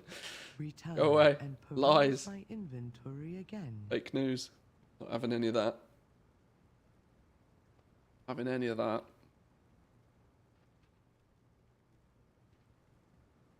Right. Get back on track. Maybe, possibly. Where's my guide gone? Let's get back on track a little bit. Right, okay, here we go. So, bonus knowledge, check. Alchemy trees. I can't imagine anything has changed with the alchemy trees. At least I've got my screenshots in here. Talking about what to do and where to go and why you might care about it. It was suggested that a little bit, you know, maybe a TLDR for the spec trees. This is important shit you might be able to extract from it. Is not a terrible idea. All of that information is present with my little descriptions of the nodes anyway, but a TLDR for them is maybe helpful. And of course, possible builds is something that I want to have a build or 2 presented for each profession, which I was once again waiting for them to finish things before we get to that point. I've done one for inscription, for example. Where's my scribe guide? Where's me scribbler? Scribbler. Like the reagent master, for example. We have a bit of is a good demonstration of the type of detail I want with the builds. So this is a build that's focused on milling herbs, crafting inks and crafting the reagents to the best of your ability, then to go and sell them on the auction house for gold. There's a few steps to this process.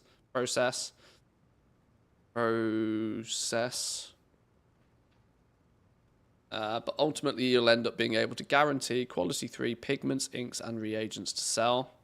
Step 1, do this. Level up your profession. Get some basic tools under your belt. Start putting some points in this tree. This is what you should be able to achieve once you've done this. Next, you'll want to move into improving your profession skill and getting your hands on some blue tools where possible. You're going to need your artisan's acuity to achieve this. Now you'll be able to make quality 2 reagents using nothing but quality 1 herbs, greatly cutting your crafting costs down. And eventually the full build is filling 100 out of 100, getting a full set of tools, and putting more points into another tree. Then you'll get to the point where you can guarantee stuff. Spend your points in this sort of direction.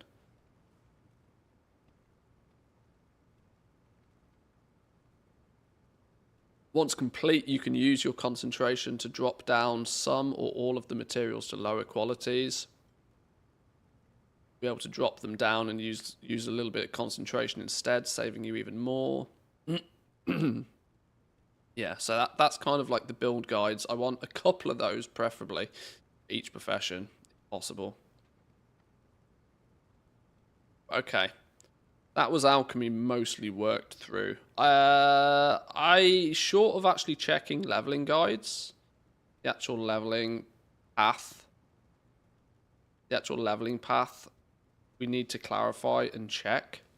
But actually, I don't think there's too many admin related things for each of the professions that's going to need changing. Good. It's all in order.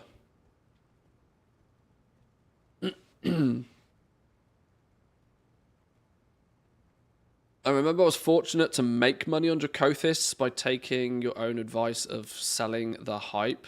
Yeah, well, exactly, yeah, that was it. If it was that first week or so where there should have been a restriction on how many of them could be made, I still believe to this day my logic was sound. My logic, I think, was solid. I think my logic of how the market would have played out was absolutely spot on. Problem was Exploit Andes. Exploit Andes, who figured out how to reset the cooldown on Dracothists and just printed them all day long, were able to make a killing off people like me, who then chose to stockpile a few for a rainy day. And that rainy day never happened because there was 4 times as many of them that were ever needed, and then the price crashed. Never came back again. So I put a bunch of chips on black and it came back red. So what are you going to do? Same with the bolts. Yeah, they copy pasted the same dumb code that they did with the bolts in season 1. So whoops. You win some, you lose some.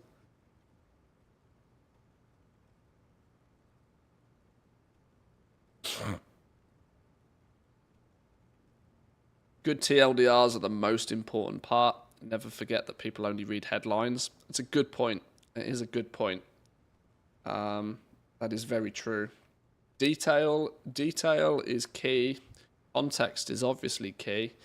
Maybe some handy to blast over TLDRs might not go amiss.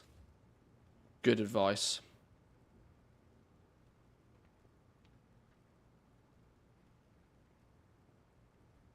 Take a look at the missives, how many blues it needs. They won't be cheap.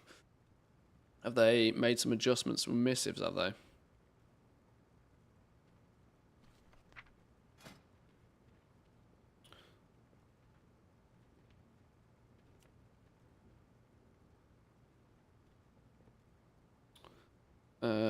Each missive looking to use iridescent spores. Leyline residue for the profession ones. Boundless cipher. The apricot or shadow inks.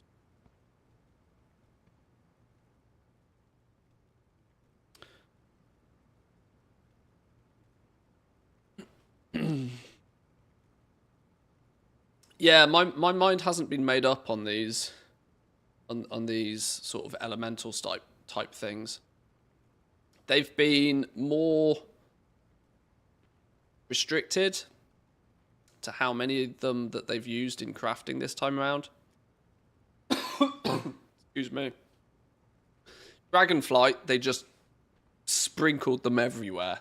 You couldn't make a single thing in Dragonflight without using a rousing or an awakened, which ultimately caused chaos on the whole crafting scene because you couldn't move for needing a rousing or an awakened, and that inability to move basically meant that the herbs and the ore became the byproduct of gathering, the shit that you just sold for as much as you could get for it because you were actually after the awakened.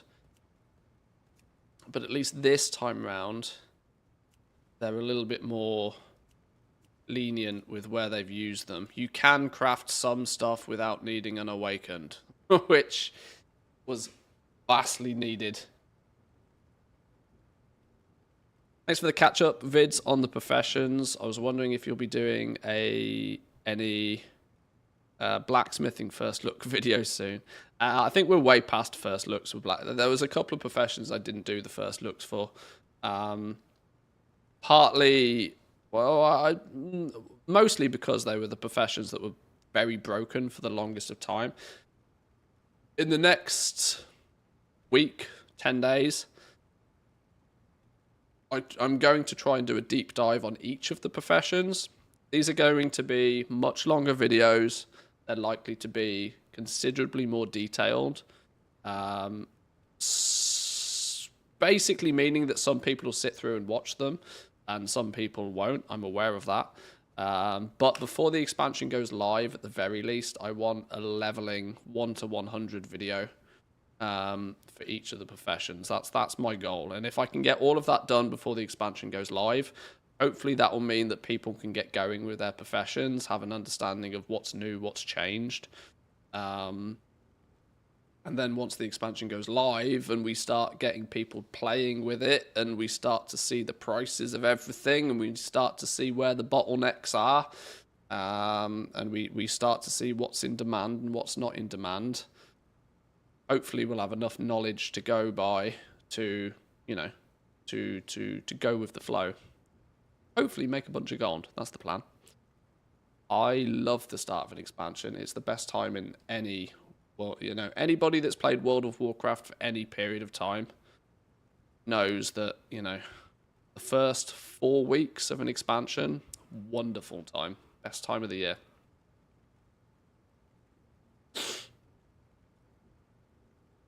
Drink a bunch of water. You're still sick and losing your voice. Got to stay hydrated. Brain uses a ton of water and electrolytes. Hard brain work is like sweating for real. Yeah, that leads me to my conclusion for the day, which is that I am going to leave it there for now. I feel a bout of COVID coming around the 23rd of August. Well, I've just had the flu. I'm hoping I've got my illness out the way. But luckily I do this for a living, so I don't need to fake call my boss that I'm ill. I am my own boss, which is nice. Lies, of course I'm not my own boss. My wife is clearly my boss. Let's be real. I'm not stupid. But I'm going to leave it there for today. Thank you for joining me on these streams. I know these are not necessarily the most normal streams. Some people tune into a stream to be entertained and have like thrilling gameplay and the likes. That said, this has been mostly me, you know, going through things. But I hope some of the info has been useful. You sound noticeably worse than you did 2 hours ago.